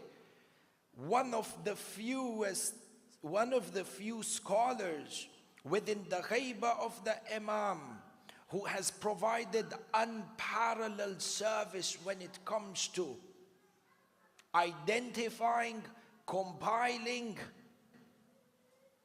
and clarifying literature of Ali Muhammad. Alama Majlisi records within Bihar al-Anwar, volume 45, that Yazid la'anatullah alayh anfada, and I read for you parts of the text. Yazid al-la'in anfada Amr ibn Sa'id ibn As fil mawsim ala al-hajj wa ammarahu ala al-hajj kulluhum. That during the season of Hajj, Yazid al-La'in appointed Sa'id ibn Amr ibn As as the head of the Hajj delegation. And think about it in this day's terms, or in the terminology that may be used in this day and age. Yazid appointed Sa'id ibn Amr ibn As to be the head of the ministry of Hajj. He then sent him to come towards Mecca. And the Alama Majlisi goes on to say, فَأَنْفَذَهُ مَعَ أَسْقَرٍ عَظِيمٍ. He sent him with a mighty military force. He then commanded Amr ibn Sa'id ibn As to arrest Imam al-Hussein in any manner that is possible.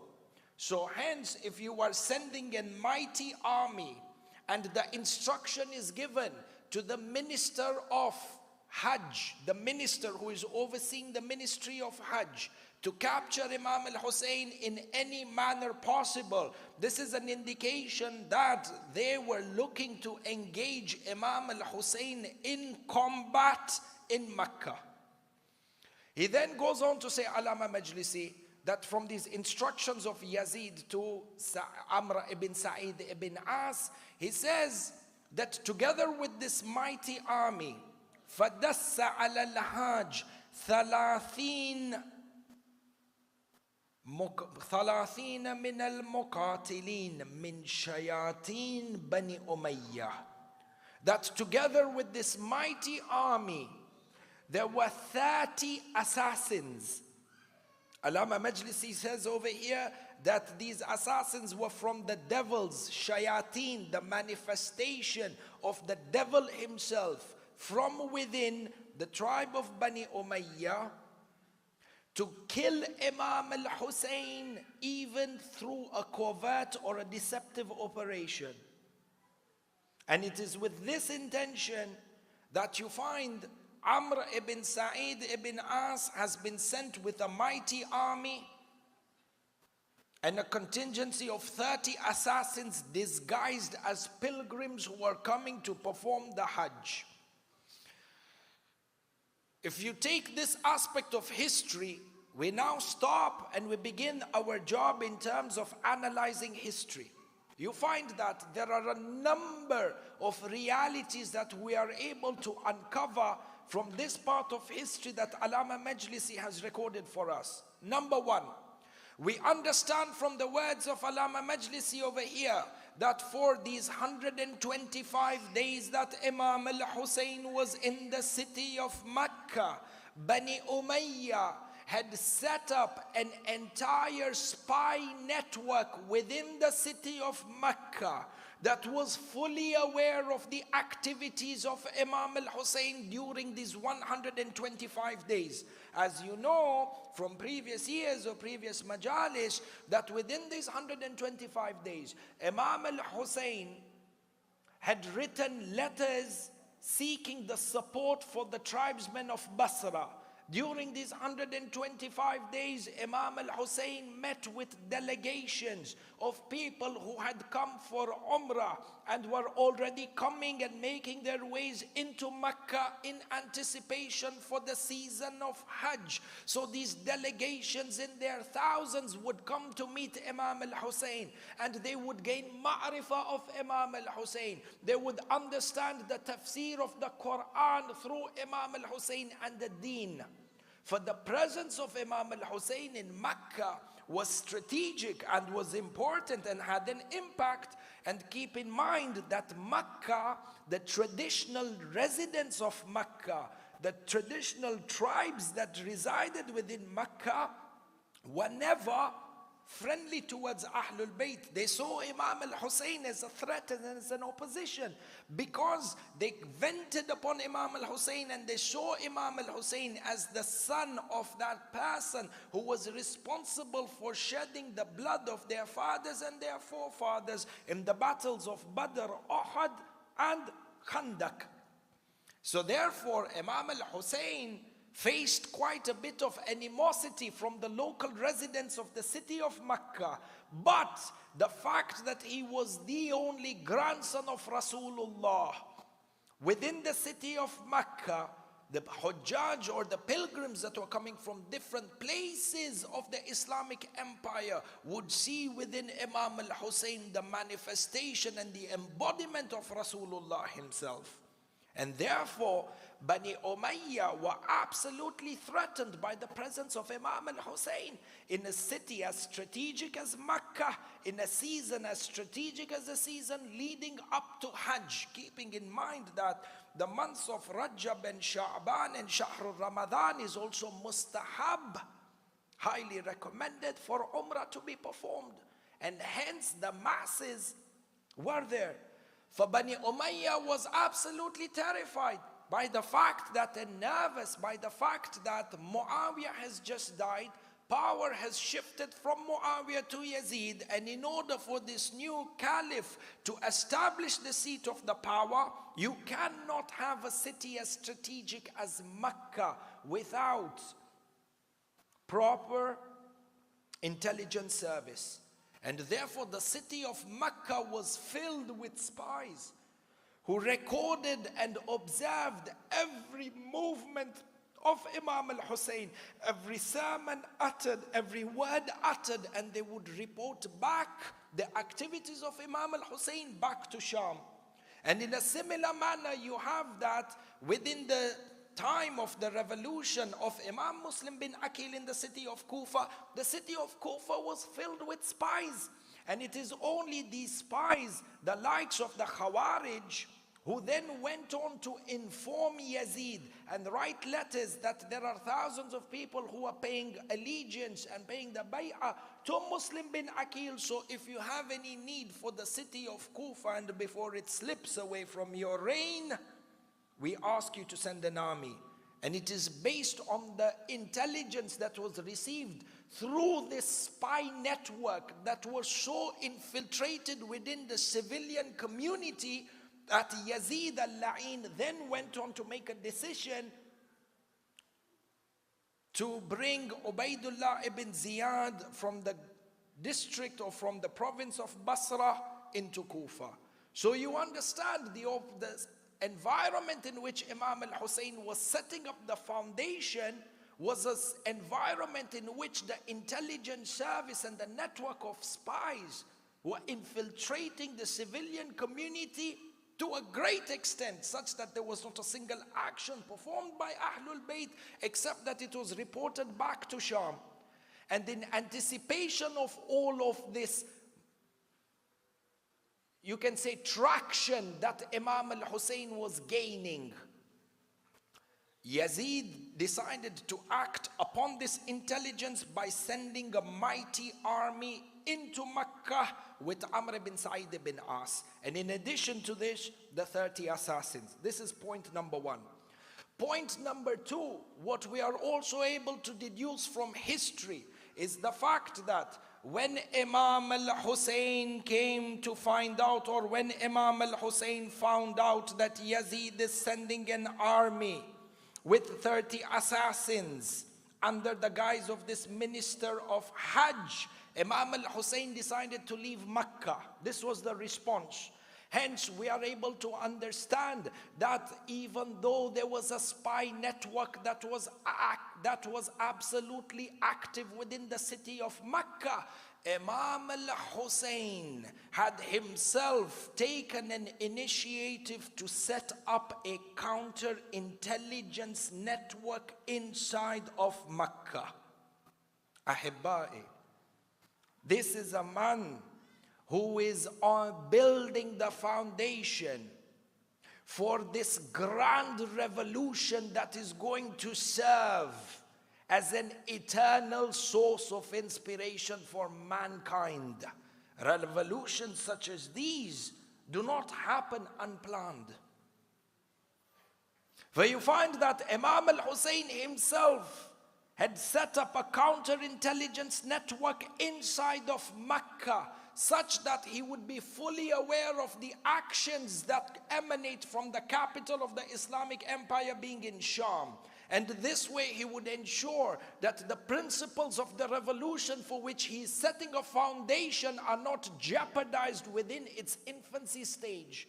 Which is why there are a number of scholars or historians who have come forward and have stated explicitly that a part of this intelligence, counterintelligence network that Imam al-Hussein had set up, a part of this network included the likes of Muhammad ibn Hanafiya, his brother, the likes of Abdullah ibn Ja'far al-Tayyar, the husband of Sayyida Zainab al-Kubra. It included the likes of Ibn Abbas and the remaining Bani Hashim who did not join Imam al-Hussein. And therefore they played a vital role in ensuring that the momentum of the revolution that was being planned is not foiled through a spy network by the dictating regime. This is number one. We are able to discover this, that Imam al-Hussein had set up this counterintelligence network and was able to escape assassination inside of the city of Mecca during the time of Hajj. Having said this, Ahibai Bain al-Qawsayn, between brackets, let me point something out for you over here. That Imam al-Hussein outdid and outperformed, if you could use this word, the Bani Umayyah regime in every aspect perceivable. If this was a government, even though it was a dictative regime in power, and they had a spy or an intelligence network, Imam al-Hussein's counterintelligence network was by far much more sharper and much more effective than that of the government. And similarly, when it came to warfare in the battlefield, despite Imam al-Hussein commanding an army of 72 men against the army of Yazid, the lowest number recorded for this army of Yazid is 30,000, and the greatest number that is recorded by historians is 1,000,000 people. Do not discount this number, 1,000,000 people, as we have explained in previous majalis. However, even if you were to take the lowest recorded credible source, 72 men against 30,000 men on the battlefield, Imam al-Hussein outscored and outweighed the opponents in every aspect of warfare. Every aspect of warfare. You think about it. 72 men held back 30,000 men in battle for more than 7 to 8 hours. Where in the history of warfare have you seen 72 men hold forts for over 8 hours or 7 to 8 hours? Impossible. Imam al-Hussein's strategy for battle and for war and for planning a revolution was by far. You can't even compare it. This is a divine Imam who seeks divine inspiration from Allah, and the results are there. There are people and there are departments within research institutes that have analyzed the war on the day of Ashura and have come to see that Imam al-Hussein, as a general of an army, was far much diligent. In fact, there is no comparison between the diligence of Imam al-Hussein and what the army was able under the guide of or under the command of Umar ibn Sa'ad.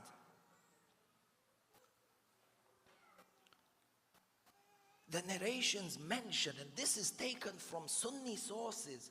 You refer back to the Tarikh al-Tabari, or you refer back to some of the writings of al-Baladhuri. The army of Umar ibn Sa'ad, at one point, there was a cavalry under the command of Abdul Rahman ibn Hasin. He goes back to Umar ibn Sa'ad and he says to him, "Oh Umar, do you not see how my horsemen have been taken?" If I could use the slang word, can you not see how my horsemen have been taken through the grind since the break of dawn today? Abdul Rahman ibn Hasin was commanding horsemen within their thousands from the break of dawn, after the khutbahs and everything had happened from the beginning of the time of the war, close to the time of Dhuhr. This just one single cavalry that was of a few thousand horsemen. The commander comes back and complains to Umar ibn Sa'ad, "These 72 men have destroyed my entire cavalry." This is tactic of war that cannot emanate from any normal human being. And if there is anyone who doubts whether Hussein ibn Ali was the representative, divine representative of God, then it is only for him to look at the details of the war that happened and unfolded on the day of Ashura for him to come to terms with this conclusion. And bear in mind that Imam al-Hussein in this entire time has been acting in self-defense. In any case, we come back to our topic. We understand that Imam al-Hussein decides to leave the city of Mecca because his counterintelligence network has been able to discover that Yazid is sending a covert, is planning a covert operation in the city of Mecca. The minister of Hajj is coming with a mighty army that is intended upon engaging in combat with Imam al-Hussein. Imam al-Hussein unfoils this plan and decides to leave the city of Mecca. Number two, what you also understand from history over here is that we need to pay attention. Not only did Yazid send a mighty army, Askarun Azim, it says, a mighty army. Not only did Yazid send a mighty army to Mecca, but in addition to this, Allama Majlisi goes on to say that he sent with them 30 assassins disguised as pilgrims who are coming to perform the Hajj. And he goes on to say, وَكَانُوا مِنْ شَيَاطِينَ بَنِي أُمَيَّةَ. The manifestation of the devil himself within these 30 men. When you analyze history, and you look into the words that have been used to describe the army of Yazid, what we are able to understand is that in addition to a mighty army that is armed, Yazid sent these 30 assassins whose job was to kill the Imam even through deceit or even through poison. The term that is used in Arabic language, or the term that is used within the actual historical text, is ghila, through deception. What is pretty much understood is ghila. One part of ghila, or one aspect or dimension of ghila, is through poison. So you have 30 assassins who are not any normal assassins. When you say shayateen bani Umayyah, yani you have the most ruthless, most brutal, most heartless men to have walked on the face of this earth, who represent a private army of the caliph of the time, seasoned assassins who take life not only in the most covert manner, but in the most brutal and lethal of manners. I don't like making the member a place of politics, but you all may remember a couple of years back that there was a journalist who entered into the embassy of his country in Turkey, and there was an assassination plot that had happened.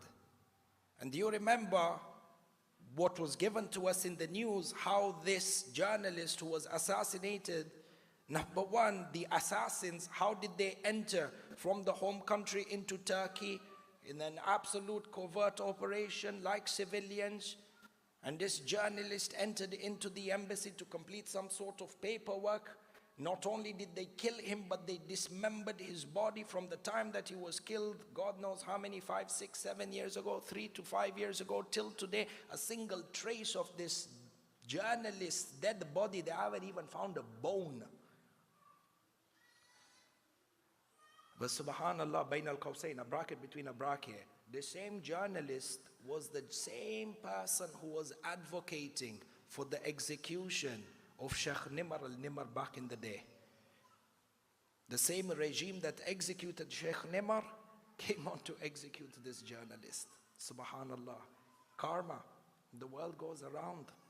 Injustice is never left unpunished by Allah subhanahu wa ta'ala. If not in the dunya, then in the akhirah. Bila shakkin wala raib. In any case, you have these 30 assassins who are of this caliber.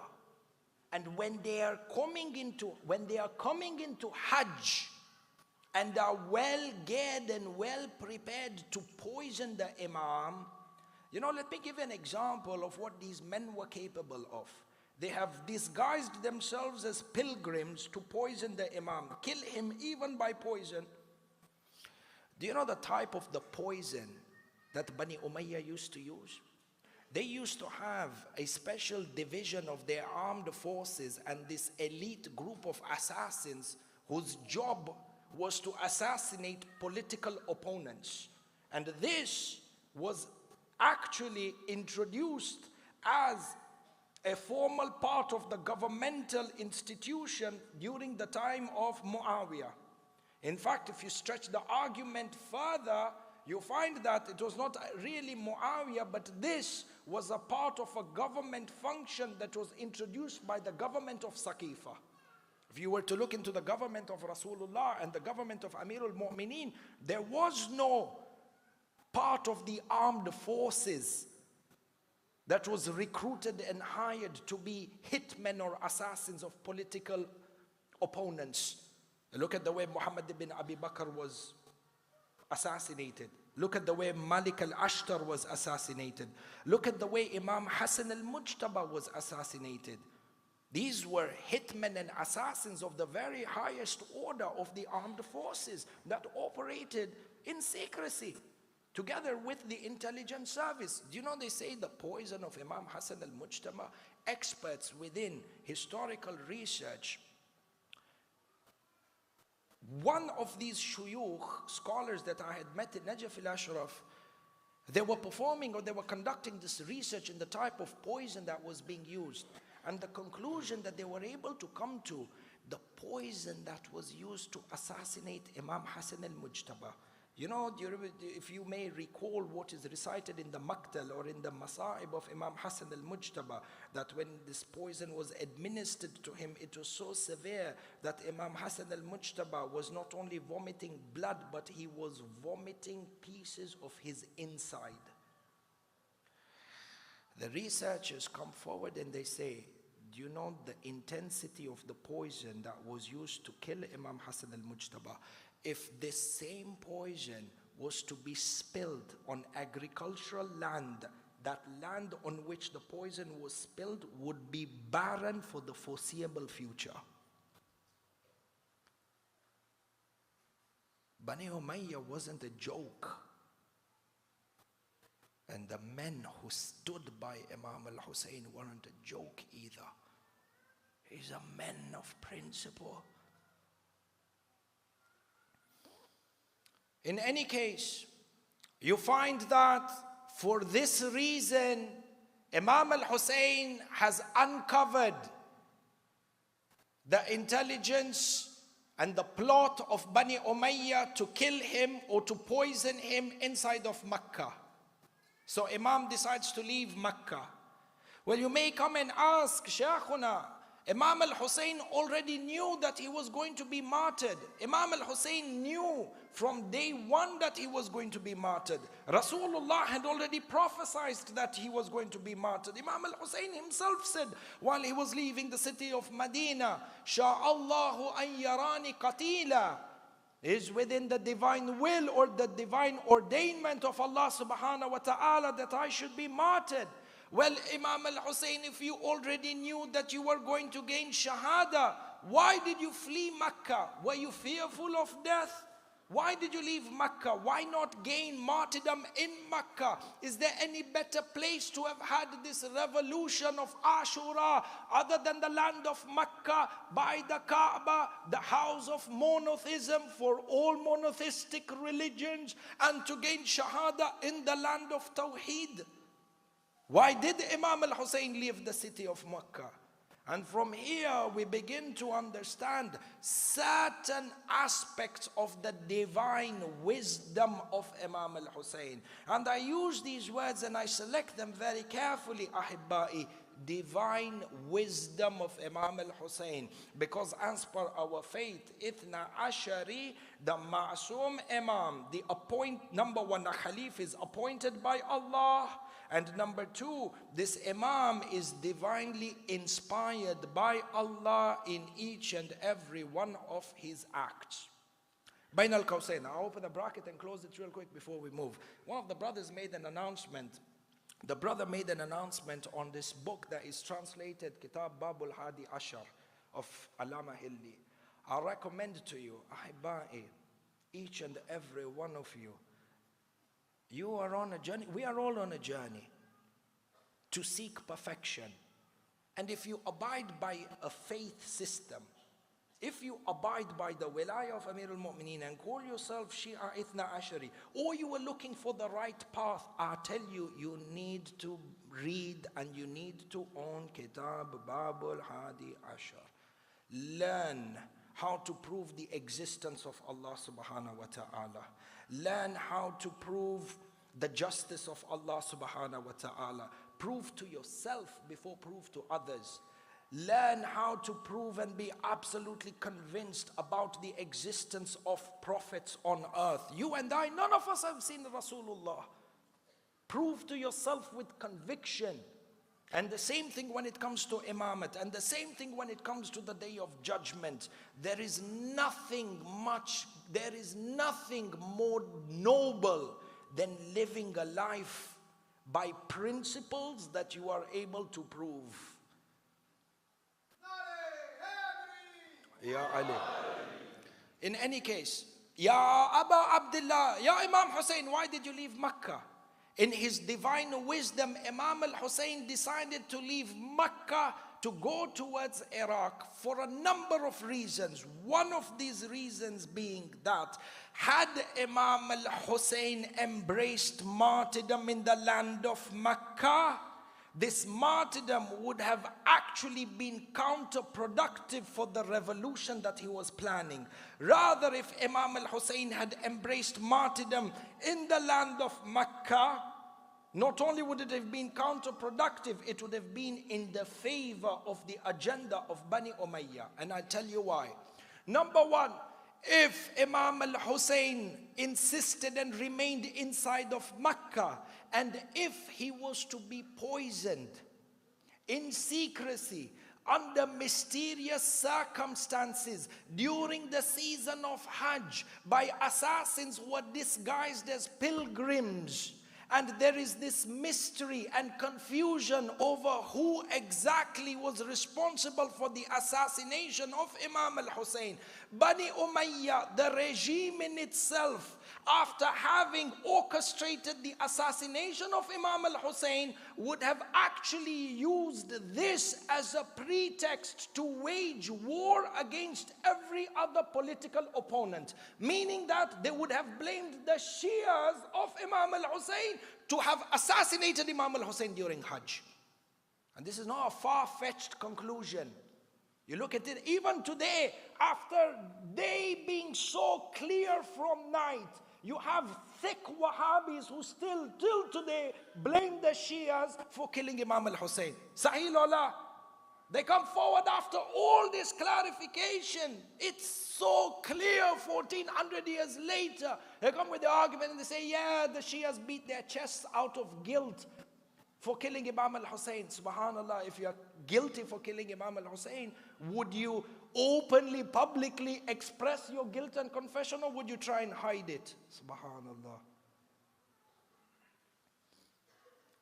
After all this happened in Karbala, they still have the audacity to try and shift the blame on the Shia. For imagine if Imam al-Hussein was to be assassinated under mysterious conditions, what would have happened? As you know from the previous lecture, that there were thousands of Shias, who were viewed as political opponents of Ubaidullah ibn Ziyad in Kufa, who were already imprisoned, the likes of Mukhtar. Mitham al-Tamar was still alive at that time before Imam al-Hussein left Mecca. People like these were on death row. There would have been an open license for Bani Umayyah to kill each and every lover of Imam al-Hussein, and on top of that, blame them for killing Imam al-Hussein. Number two, what would have happened is that Bani Umayyah would have actually stood up after having assassinated Imam al-Hussein. And as they took vengeance on the Shia, they would have publicized and marketed themselves as being the avengers of the blood of Imam al-Hussein. Tell me, Shaykh, now these are far-fetched conclusions. What is the possibility of this happening? You say, Baba, history is proof for this. Look at the Battle of Jamal. What happened in the Battle of Jamal?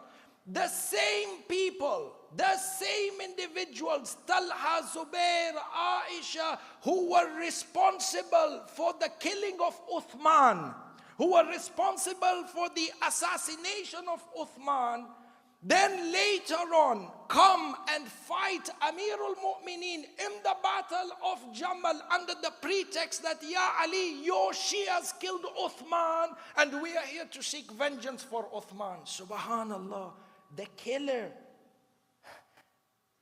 killer now claims to be the one who's seeking vengeance.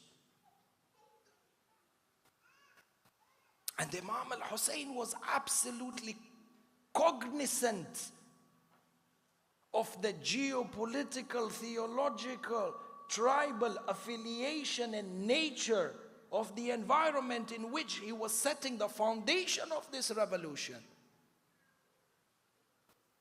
Number three, the Imam showed us by leaving Mecca that the land of Mecca is a land of sanctity and worship. And if Imam al-Hussein was to open the door of bloodshed in Mecca, the sanctity of this land of monotheism would have been razed down to the ground. The Imam al-Hussein was showing and making a point that this is a revolution of values, and within the values of this revolution is the sanctity of the land of Makkah. The Kaaba is not to be, they say istighlal, the Kaaba is not to be manipulated. The divine tenets and principles of a religion and symbols of a religion are not to be manipulated. Hajj is a place, Makkah, Hajj is a time where during Ihram, you are not allowed to, you are prohibited from scratching your skin to the extent that you break your skin, there is a kafara. Makkah is that land of purity, while in a state of Ihram, you can't hunt and kill any other animal or insect. This is the flesh and blood of Rasulullah. Sallu ala Muhammad wa ali Muhammad.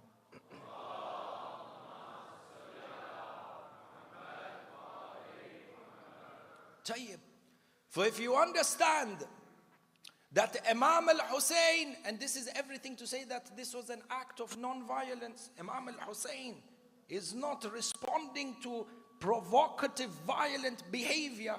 Neither did he do this in Medina, he left Medina. Neither did he respond in Makkah, he left Makkah and he went towards Karbala.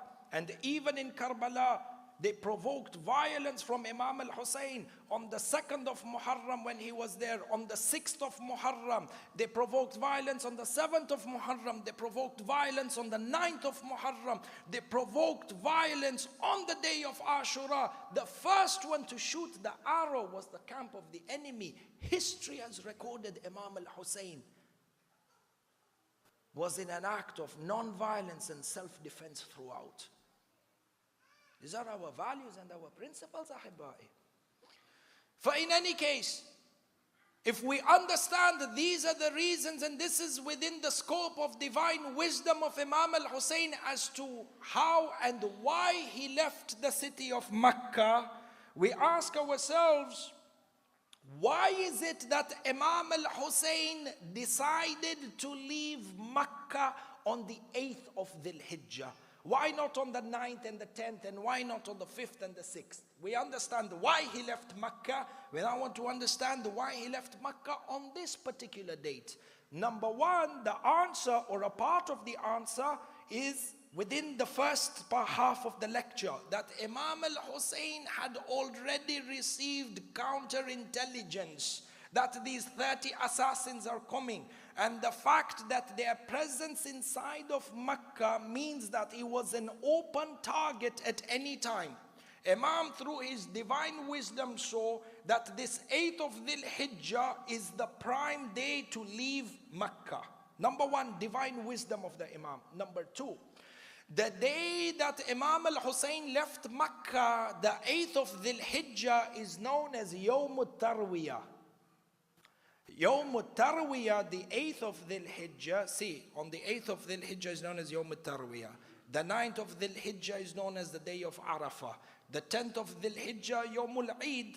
So you know, from the 9th of Dhul Hijjah up to the 10th of Dhul Hijjah, 11th and 12th for the manasik of Hajj. From the 8th of Dhul Hijjah, the people are in Arafah, and they are going to be in Muzdalifah, and then they are going to be in Mina, and then they are going to return back to Mecca as they are performing the rituals of Hajj. On the 8th of Dhul Hijjah, which is known as Yawm al-Tarwiyah, what used to happen during that time is that Arafah, the land of Arafah, the land of Mina, the land of Muzdalifah were lands that didn't have ample water supply. The Hajj at that time was not like the Hajj of this time, mashallah. Hajj of these days, it's like going for a retreat. It's not Hajj, it's a vacation. Come back with a nice suntan and clean ihram and do some shopping on the way and maybe do salam to the Kaaba. Ala kullim. In any case, Hajj was difficult. And there was no water at that time. The lands of Arafah, Mina, Muzdalifah, as we said, were lands, there was no ample water supply. So what people used to do is on the 8th of Dhul Hijjah, because on the 9th they're making ways, or on the 9th after the time of Zawal, they're supposed to be in the lands of Arafah. On the 8th of Dhul Hijjah, they would, all the Hujjaj, the pilgrims who are performing Hajj, would gather inside of the city of Mecca, and they would stock up on their water supplies. So on the 8th of Dhul Hijjah, all these Hujjaj, pilgrims, are flocked, and the traffic inside of Mecca, people who are now in the last stage of Hujjaj, those who are late for Hajj, are making it into Mecca just to complete their, for example, Umrah Tamattu, and then continue for their Hajj Tamattu. All the traffic is inside of Mecca on the 8th of Dhul Hijjah. Those people who are late for Hajj or who have not yet come are flocking into the city. Those who are already inside of the city are stockpiling, they are stocking up on their water supply. Mecca is on the 8th of Dhul Hijjah was the place of absolute traffic. Imam Hussein decided on this day, when the entire population of pilgrims are inside of Mecca, number one, and number two, making ways towards Mecca, Imam al-Hussein is going to stand up with his companions and his family members and walk against the grain, walk against the traffic. What's the first thing that happens? You gain attention. You become the center of attention. So I bring for you an example to make things a little bit closer. Inshallah, you guys, inshallah, you've had the tawfiq to walk from Najaf to Karbala. Those of us who haven't had the chance to walk from Najaf to Karbala, I pray to Allah subhanahu wa ta'ala, by the sake of Imam al-Hussein, on this member of Imam al-Hussein, that each and every one of you get to go and perform the ziyarah of Imam al-Hussein, and you get to walk from Najaf to Karbala, and you get to walk in the deadly heat as well. Walking in this heat, Allahu Akbar. I'll tell you, it's masa'ib. It's masa'ib. Because under this heat, when you walk from Najaf to Karbala, you remember the masa'ib of the women and the children when they walked from Karbala to Kufa and Kufa to Sham.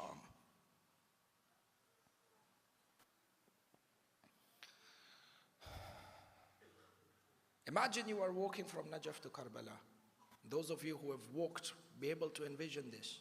You've seen the side of the road where there are mawkibs and everybody in their millions are walking in one direction. Sahih Lola? Now imagine on this road where you have millions of people walking in one direction. You, together with and we have historical literature that states that when Imam al-Hussein left Mecca, there were close to 1,000 people with him. So imagine the entire world is walking in one direction, and you with 1,000 men on your horses and your camels start walking in the opposite direction. All the attention is towards you, and people start to ask on the day of Hajj, the grandson of Rasulullah, the one who everybody knows is Sayyid al-Shabab Ahl al-Jannah, is leaving Mecca. What actually happened is Imam al-Hussein used this as a strategy to make the people aware and unfoil this covert operation that Yazid was planning. Number two, he gave his revolution maximum exposure. The second reason, or the third reason, is that Imam al-Hussein left Mecca on the day of Tarwiyah. Because we have literature, and even though the substantiality of this literature is questionable, it doesn't mean that it is negated altogether. But there is literature that states that the day of Tarwiyah is the day when Nabi Ibrahim was commanded by Allah subhanahu wa ta'ala in his dream to sacrifice his son Ismail. We have literature that states that this happened on the 8th of Dhul Hijjah. And on the basis that this literature is substantial, then you find that it is from the wisdom of Imam Hussein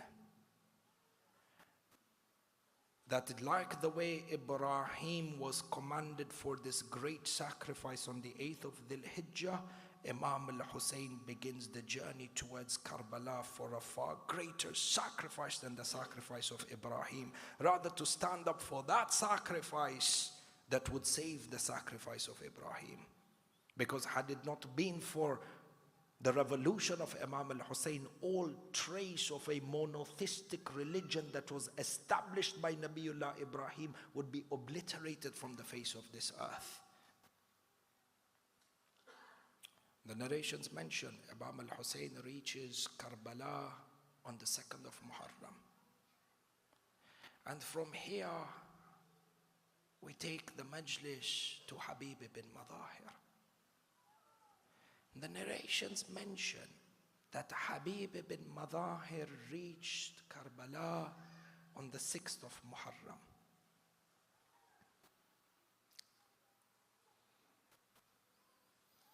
The Maqtal mentions Imam al-Hussein was anticipating and waiting for Habib. And as Habib reached the land of Karbala and saw the tents of Imam al-Hussein, look at this, adab akhlaq. Look at the behavior of Habib with Imam al-Hussein. And keep this in your mind, because the same akhlaq and adab of Habib is required when we go for ziyarah to the holy lands and how we enter the shrines and our mindset. The narrations and the historians mention that when Habib came to Karbala and he saw the tents of Imam al-Hussein, he got off his horse and he began walking towards Imam al-Hussein in the most humblest of manners. And when he reached Imam al-Hussein, he fell down on his knees. He kissed the hand of Imam al-Hussein and began to kiss the dust under the feet of Imam al-Hussein. Do you know what Imam al-Hussein, how Imam al-Hussein refers to Habib ibn Madahir? In the letter that Imam al-Hussein wrote to Habib, he says to him, "Ila rajulin faqih." Imam al-Hussein gave the title of a faqih, of a jurist, of a scholar of the highest level to Habib ibn Madahir. There can't be an alim or a faqih greater than Habib ibn Madahir.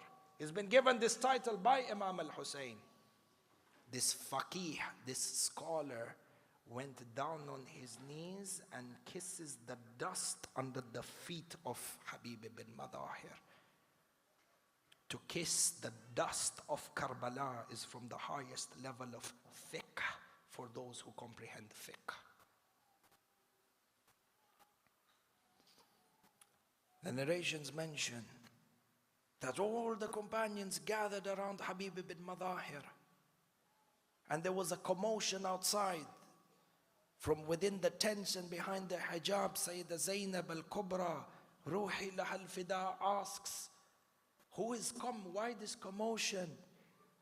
It is said to her that Habib ibn Madahir, the loyal companion of Amir al-Mu'mineen, Imam al-Mujtaba, and Imam al-Hussein, has just arrived in Karbala. Sayyida Zainab says, she sends a message, "Tell Habib, the daughter of Amir al-Mu'mineen, sends salams." When Habib heard this, he began to lament. He threw sand on his head and began to beat his face. And he says, "What level of oppression has Alim Muhammad suffered, such that they felt obliged to send salams on somebody as insignificant as me?" The historians mention that when Habib looked at the few numbers of Imam al-Hussein, he said to him, "Ya Aba Abdullah, next to where you are camped, in the outskirts, there is a tribe from the tribe of Bani Asad, the same tribe that I belong to. If you grant me permission, I can go to this tribe who have set out camp just out in the outskirts of Karbala. I can go ask them, I can go preach to them, and I can convince them to join our ranks. Our numbers are so small. Imam al-Hussein gives him permission. The narrations mention, and this happens on the 6th night of Muharram, on a night like tomorrow night. The Hur or Habib ibn Madahir leaves the tents of Imam al-Hussein and goes into the camp of Bani Asad, his tribesmen, in the darkness, in the cover of the night. And he says to them, and he delivers a message to them, and he says to them, you are my tribesmen. And I wish to convey to you that this is Hussein, the grandson of Rasulullah, who is placed under siege, and the oppressive government of Bani Umayyah wish to execute each and every one of them and kill them in cold blood. And I invite you to nothing. I'm paraphrasing the words of Habib, by the way. There is nothing much finer in life and anything greater in life that I can call you towards other than to be the honorable defenders of Abu Abdullah al-Hussein. And if you were to sacrifice your lives in the process of defending the grandson of the Prophet, you shall attain the highest order of paradise. The historians mention that the tribesmen were inspired by the words of Habib ibn Madahir, and up to 90 men stood up willing to join the ranks of Imam al-Hussein. Do you remember the spy network that we were talking about? Was a spy network that had reached across the entire Muslim land, such that the Maqatil mention that one spy from the tribe of Bani Asad, who was witnessing and watching the talk of Habib ibn Madahir and 90 men willing to join the ranks, he in the cover of the night left the district, left the tents, went and ran into the army of Umar ibn Sa'ad and informed them that there are 90 men who are going to join the army of Imam al-Hussein, which is why at that time Umar ibn Sa'ad disbanded 400 horsemen under the command of one La'in by the name of Azraq to go and intercept Habib ibn Madahir and make sure these 90 men do not join the tents of Imam al-Hussein. The Maqatil mention فَاِقْتَتَلُوا قِتَالًا شَدِيدًا. There was an absolutely ferocious battle that broke out between 400 horsemen from the army of Umar ibn Sa'ad and these 90 men from the tribe of Bani Asad together with Habib ibn Madahir. And mind you, Habib ibn Madahir was not a young lad. He was an elderly man who was close to the age of 75. And he participated in this battle. The men were overpowered. And at the end, their resolve was not as strong as it should have been. So they retreated. Habib ibn Madahir went back to the camp of Imam al-Hussein, informed him of what has happened. And this tribe of Bani Asad, defeated as they were scared of the implications of what has just happened, and that Bani Umayyah may demolish their houses upon them. So they packed up tent, they packed up their belongings, and aslan they left Karbala. This happened on the 6th night of Muharram, on a night like tomorrow night. Sallu ala Muhammad wa ala Muhammad.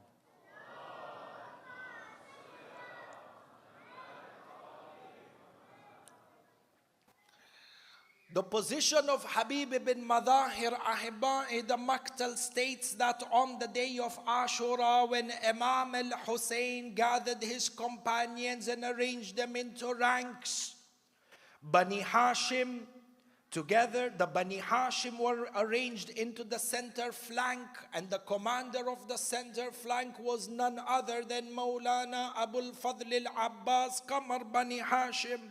And then there was the left wing and the right wing. In charge of the right wing was Zuhair ibn al-Qayn, and in charge of the left wing was Habib ibn Madahir. The Maqtal narrates And if you were to read parts of history from Sunni literature, it is narrated that on the day of Ashura, that after the khutbahs, the sermons were delivered, and after the miracles were performed, and after the one-on-one duels, and after the two-on-two duels, the army of Umar ibn Sa'ad was so heavily defeated in single combat that they decided to attack, number one, the right wing under Zuhair ibn al-Kain. But do you know that on the left wing that was under the command of Habib ibn Madahir was attacked on 3 separate occasions? The first time, the horsemen and the attack on the left wing, for which Habib ibn Madahir was in charge of, the left wing was attacked under the command of Shimr bin Dhil Jawshan. The history mentions that on 3 separate occasions on the day of Ashura, Shimr with close to 3,000 to 4,000 men attacked the left wing commanded by Habib ibn Madahir, and on all 3 occasions Shimr bin Dhil Jawshan was forced to retreat. The historical narrations mention the first time that, and this is within Tariq al-Tabari, the first time that Shimr bin Dhil Jawshan attacked the wing of Habib ibn Madahir, the Maqtal narrates, فَثَبَتُوا لَهُ. Thabatu means they held their ground. They were so staunch that even with their few numbers in the first attack, under the command of Habib ibn Madahir, there was not a single companion of Imam Hussein who was killed. Rather, they forced Shimr to retreat. When they couldn't attack them with horsemen and swords, the second attack, again, Tabari says, فَتَعَنُوهُمْ.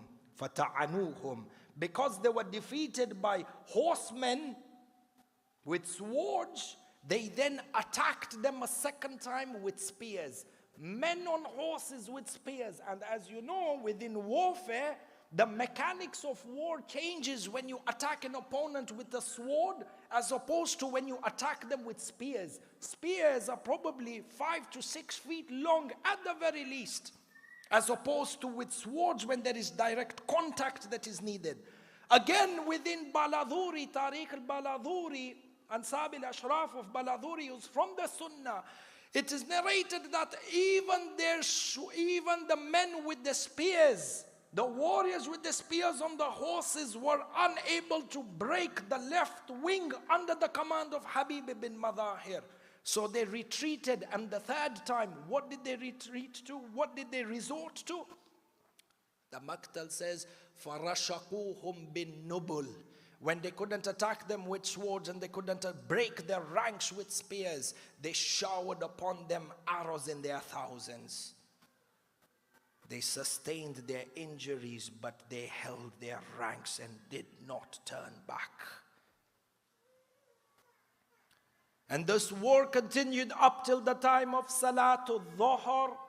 The narrations mention that as the fighting intensified and the position of the sun was overhead in the sky, a companion by the name of Abu Thumama looked towards Imam al-Hussein. He said to him, Ya Aba Abdullah, it seems to me that the time of Salat has come in, and I wish to recite my final Salat behind you before I meet my Lord.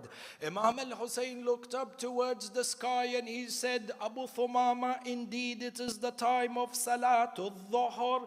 The fact that you remembered the prayer, may Allah resurrect you amongst the highest class of people in paradise. At that time, Imam al-Hussein asked the opposition, the opposing army from the enemies. He said, we should break the war and have a temporary ceasefire such that we are able to conduct our prayers and our salat.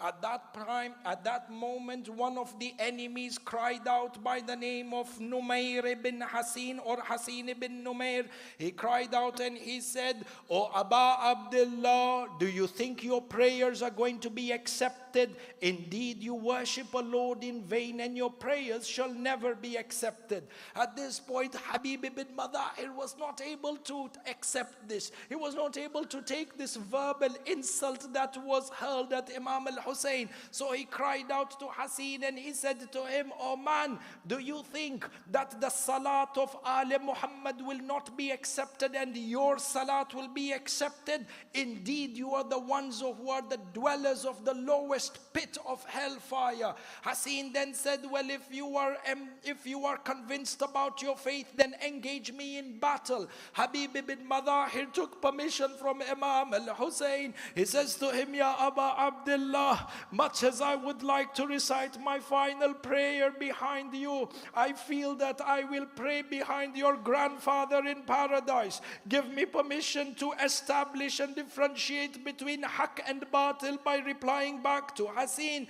Imam al-Hussein gives him permission. The narration mentions that Habib ibn Madahir engaged in single combat with Hassan and he struck him and injured him. Hassan fell off his horse, but the coward that he was, he fled away from the battlefield. So Habib went deeper into the Maidan, calling out the enemies into challenge and combat. The narrations mention Habib at the age of 75, thirsty and hungry for 3 days, having protected the left wing from morning until the time of Dhuhr, fought in the battlefield and sent 62 of the enemies to Jahannam wa bi'as al-masir. Umar ibn Sa'ad said, "These are horsemen who have witnessed the battles of Jamal and Siffin and Naharwan. We shall be annihilated in single combat, so attack him from every direction." The Maqtal says, "Ya Shi'at ala Muhammad," they began to surround Habib ibn Madahir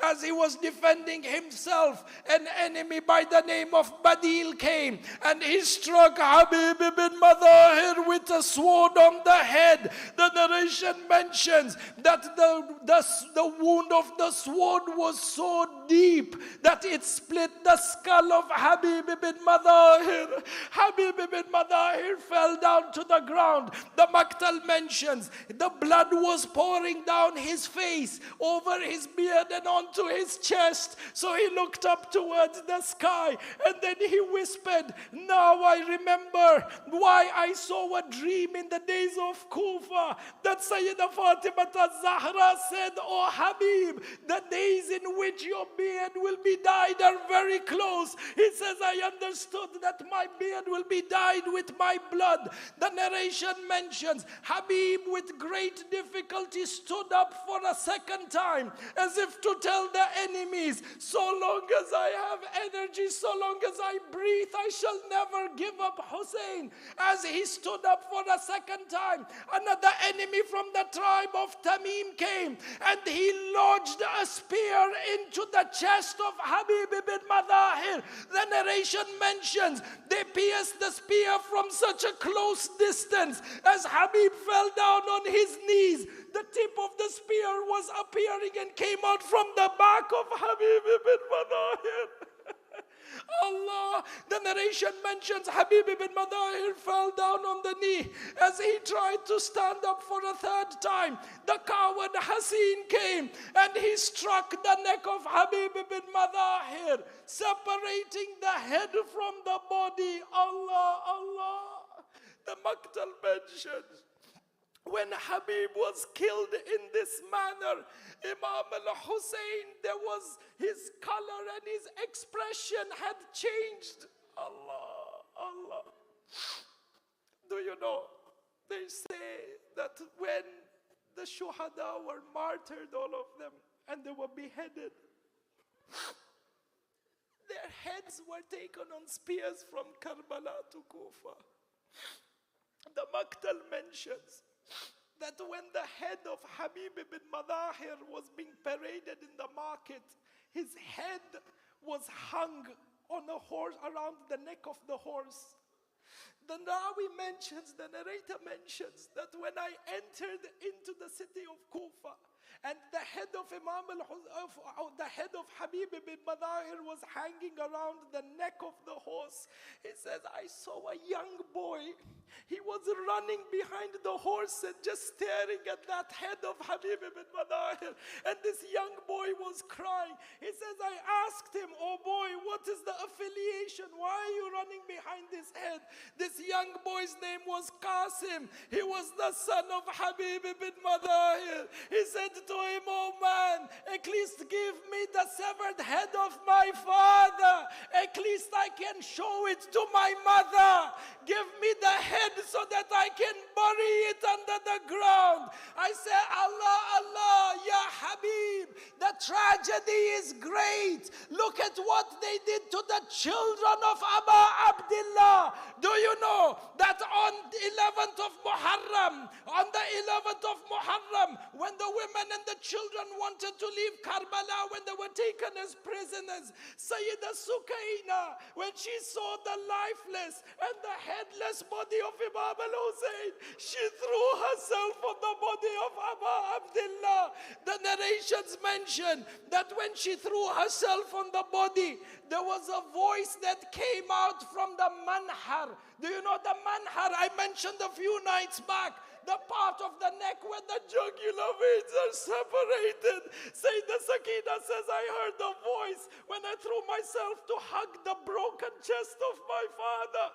I heard, Ya Shia Sukaina, send my salams to my Shia and say to them, Shi'ati, mahma sharibtum. Oh my Shias, whenever you drink water, fadhkuruni. Do you know what Imam al-Hussein's dying wish was? What he said to Sukaina? He says to Sukaina, tell my Shia, I wish they were there on Ashura. Allah, Ya Abu Abdullah, why? He says, Sukaina, tell my Shia, I wish they were there on Ashura to see how I sought water for my asghar. Allah, Sukaina was crying. They say over here in the Maktal that they wanted to take the women as prisoners. They want to move towards Kufa. Sukaina doesn't want to leave the body of Imam al-Hussein. Do you know what the enemies did? They say they began to whip Sukaina.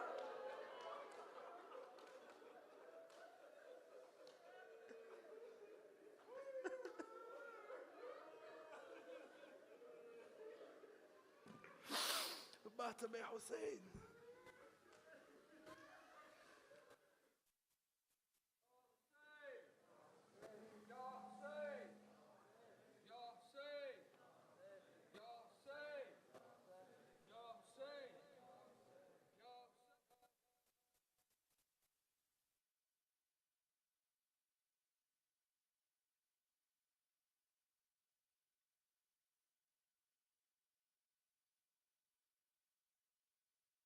Hussein,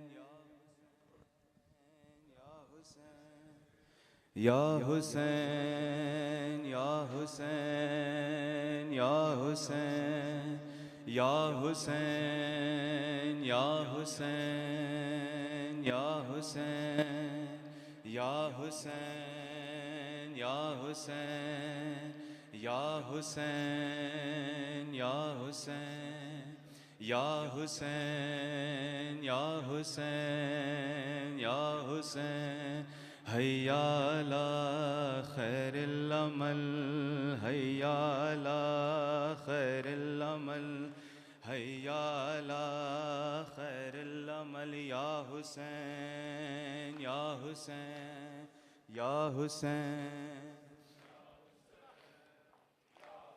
हर तमाचे पे सकीना ने, हर तमाचे पे सकीना ने पुकारा बाबा, जब मुझे आपके कातिल ने है मारा बाबा। अरे मुझे बालों سے پکڑ کر ہے تماچے مارے، مجھے بالوں سے پکڑ کر ہے تماچے مارے، اور میں نے سر شمر سے مانگا جو تمہارا بابا، اور وہ جو در آپ نے تحفے میں مجھے بخشے تھے، وہ جو در آپ نے تحفے میں مجھے بخشے تھے، ارے ان کو بے دردی سے ظالم نے اتارا بابا، جب مجھے آپ کے قاتل نے ہے مارا بابا، ہے جب مجھے آپ کے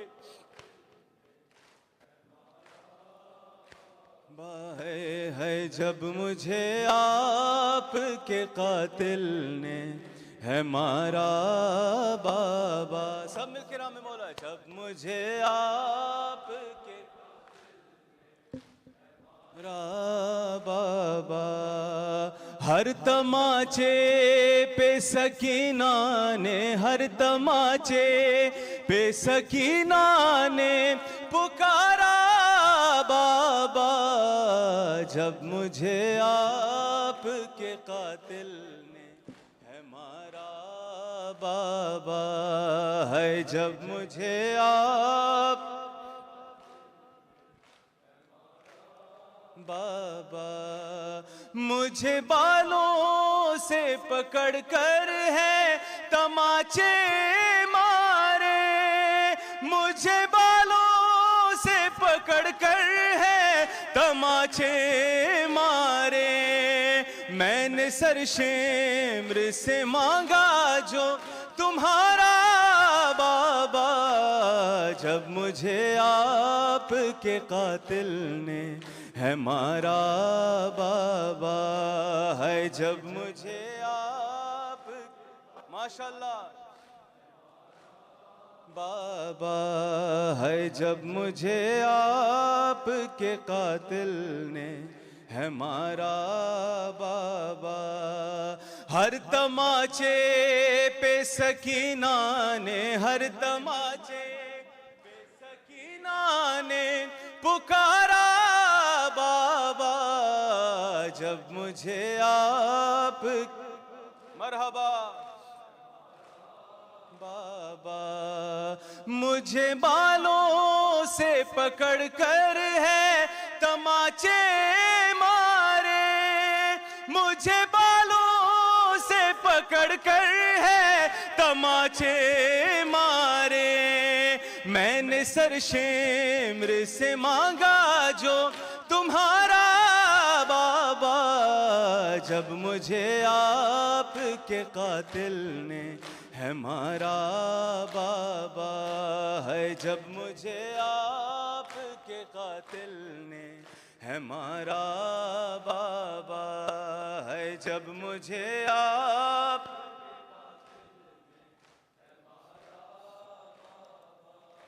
ہے جب مجھے آپ کے قاتل نے ہے مارا بابا، وہ جو در آپ نے تحفے میں مجھے بخشے تھے، وہ جو در آپ نے تحفے میں مجھے بخشے تھے، ان کو بے دردی سے ظالم نے اتارا بابا، جب مجھے آپ کے قاتل نے ہے مارا بابا، ہے جب مجھے آپ کے قاتل نے ہے مارا بابا، ہے جب مجھے آپ ماشاءاللہ جیو ماتمی.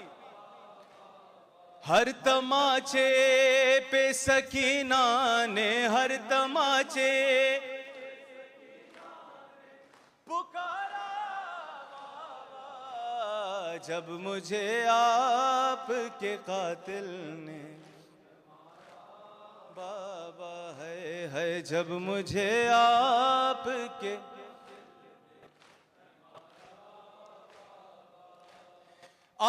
کے سینے پہ آرام سے سونے والی آپ کے سینے پہ آرام سے سونے والی سو کے اب خاک پہ کرتی ہے گزارا بابا جب مجھے آپ کے قاتل نے ہے مارا بابا ہے جب مجھے آپ کے قاتل نے ہے مارا بابا ہے جب مجھے آپ کے قاتل نے ہے مارا بابا ہے جب مجھے آپ بابا ہے جب مجھے آپ جیو ماتمی بابا نو کے نیزہ پہ اسے دیکھوں تو دیکھوں کیسے نو کے نیزہ پہ اسے دیکھوں تو دیکھوں کیسے میرا اصغر تھا مجھے جان سے بھی پیارا بابا جب مجھے آپ کے قاتل نے ہے مارا بابا ہے جب مجھے آپ کے قاتل نے ہے مارا بابا ہے جب مجھے آپ کے قاتل نے ہے مارا بابا ہے جب مجھے آپ کے قاتل نے ہے مارا بابا ہر تماچے پہ سکینہ نے ہر تماچے پہ سکینہ نے پکارا بابا جب مجھے آپ کے قاتل نے ہے جب مجھے آپ زہرا کی بیٹیوں کی ردائیں اتر گئیں زہرا کی بیٹیوں کی ردائیں اتر گئیں ہے زہرا کی ردائیں اتر گئیں سب مل کے نام مولا زہرا کی بیٹیوں کی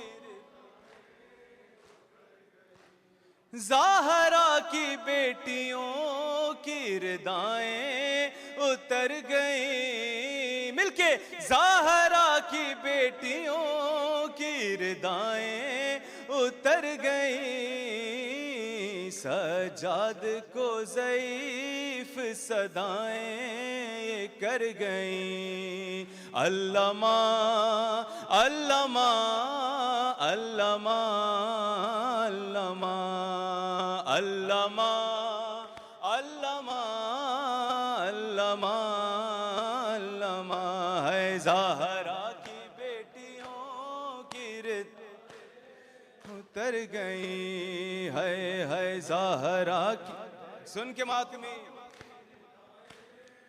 اتر گئیں لاشوں کو رسیوں میں جکڑ کر لیے پھرو ہے لاشوں کو رسیوں میں جکڑ کر لیے پھرو سیدانیاں تو گھر سے نکلتے ہی مر گئی علامہ علامہ علامہ علامہ ہے زہرا کی بیٹیوں کی ردائیں اتر گئی ہے زہرا کی بیٹیوں کی ردائیں اتر گئی ہے زہرا کی بیٹیوں جیو ماتمی ماشاءاللہ اتر گئی ہے زہرا سب مل کے نام مولا اتر گئی ہے زہرا کی بیٹیوں جاتی تھی جو کبھی کبھی زہرا کی قبر پر جاتی تھی جو کبھی کبھی زہرا کی قبر پر جانے خدا بازار سے کیسے گزر گئی ہے جانے خدا ہجوم سے کیسے گزر گئی علامہ علامہ علامہ علامہ ہے زہرا کی بیٹیوں کی ردائیں اتر گئی ہے زہرا کی بیٹی ماشاءاللہ اتر گئی ہے زہرا کی بیٹیوں کی ردائیں گئی ہے زہرا اتر گئی زہرا کی بیٹیوں کی ردائیں اتر گئی ہے زہرا کی بیٹیوں کی ردائیں اتر گئی سجاد کو ضعیف صدائیں یہ کر گئی مل کے علامہ علامہ علامہ علامہ ہے زہرا کی بیٹیوں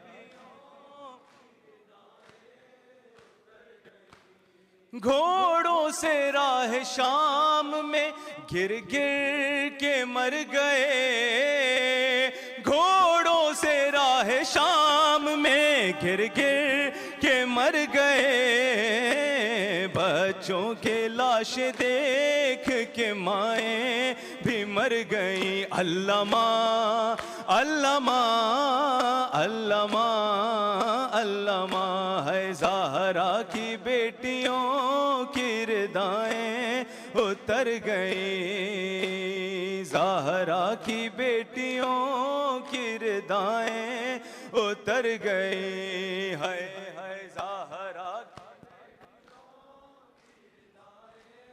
اتر گئی ہے زہرا کی بیٹیوں کی ردائیں اتر گئی ہے زہرا کی بیٹیوں اور رملہ یہ پوچھتی تھی سکینہ سے قید میں ہے رملہ یہ پوچھتی تھی سکینہ سے قید میں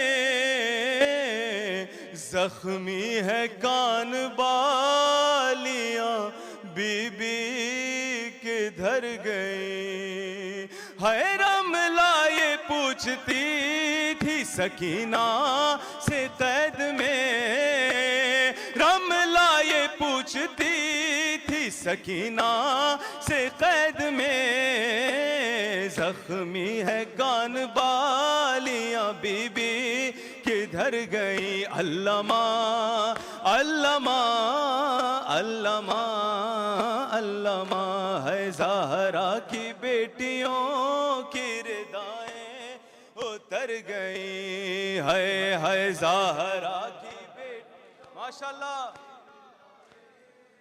اتر گئی ہے زہرا کی اتر گئی ہے زہرا کی بیٹیوں کی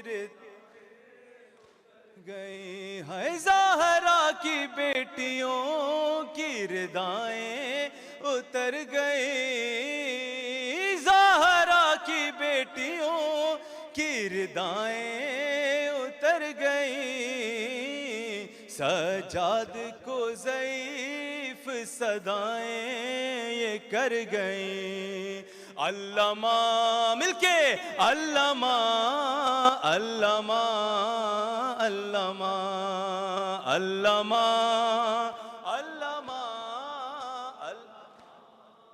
علامہ ہے زہرا کی بیٹیوں کی اتر گئی. بازار لے کے جاؤ نا بے پردہ ظالموں, بازار لے کے جاؤ نا بے پردہ ظالموں, مر جائے گی حسین کی بہنیں اگر گئیں.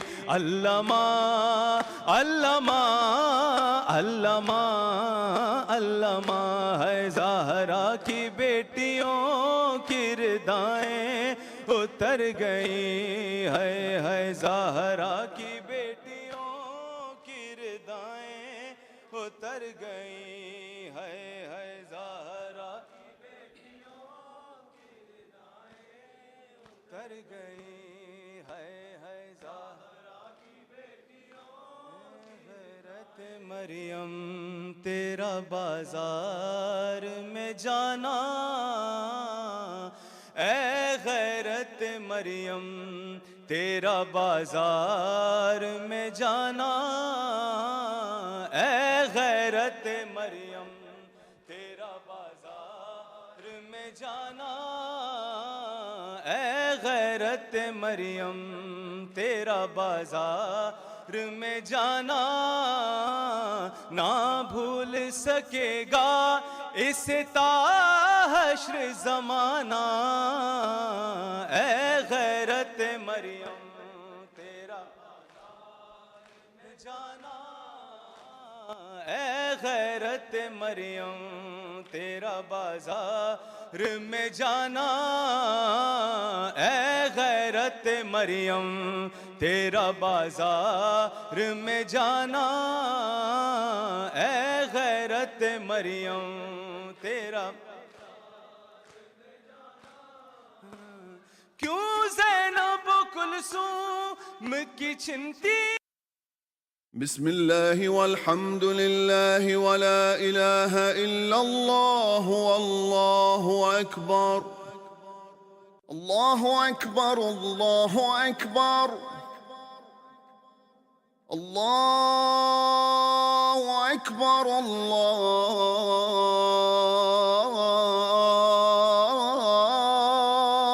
أكبر. أشهد أن لا إله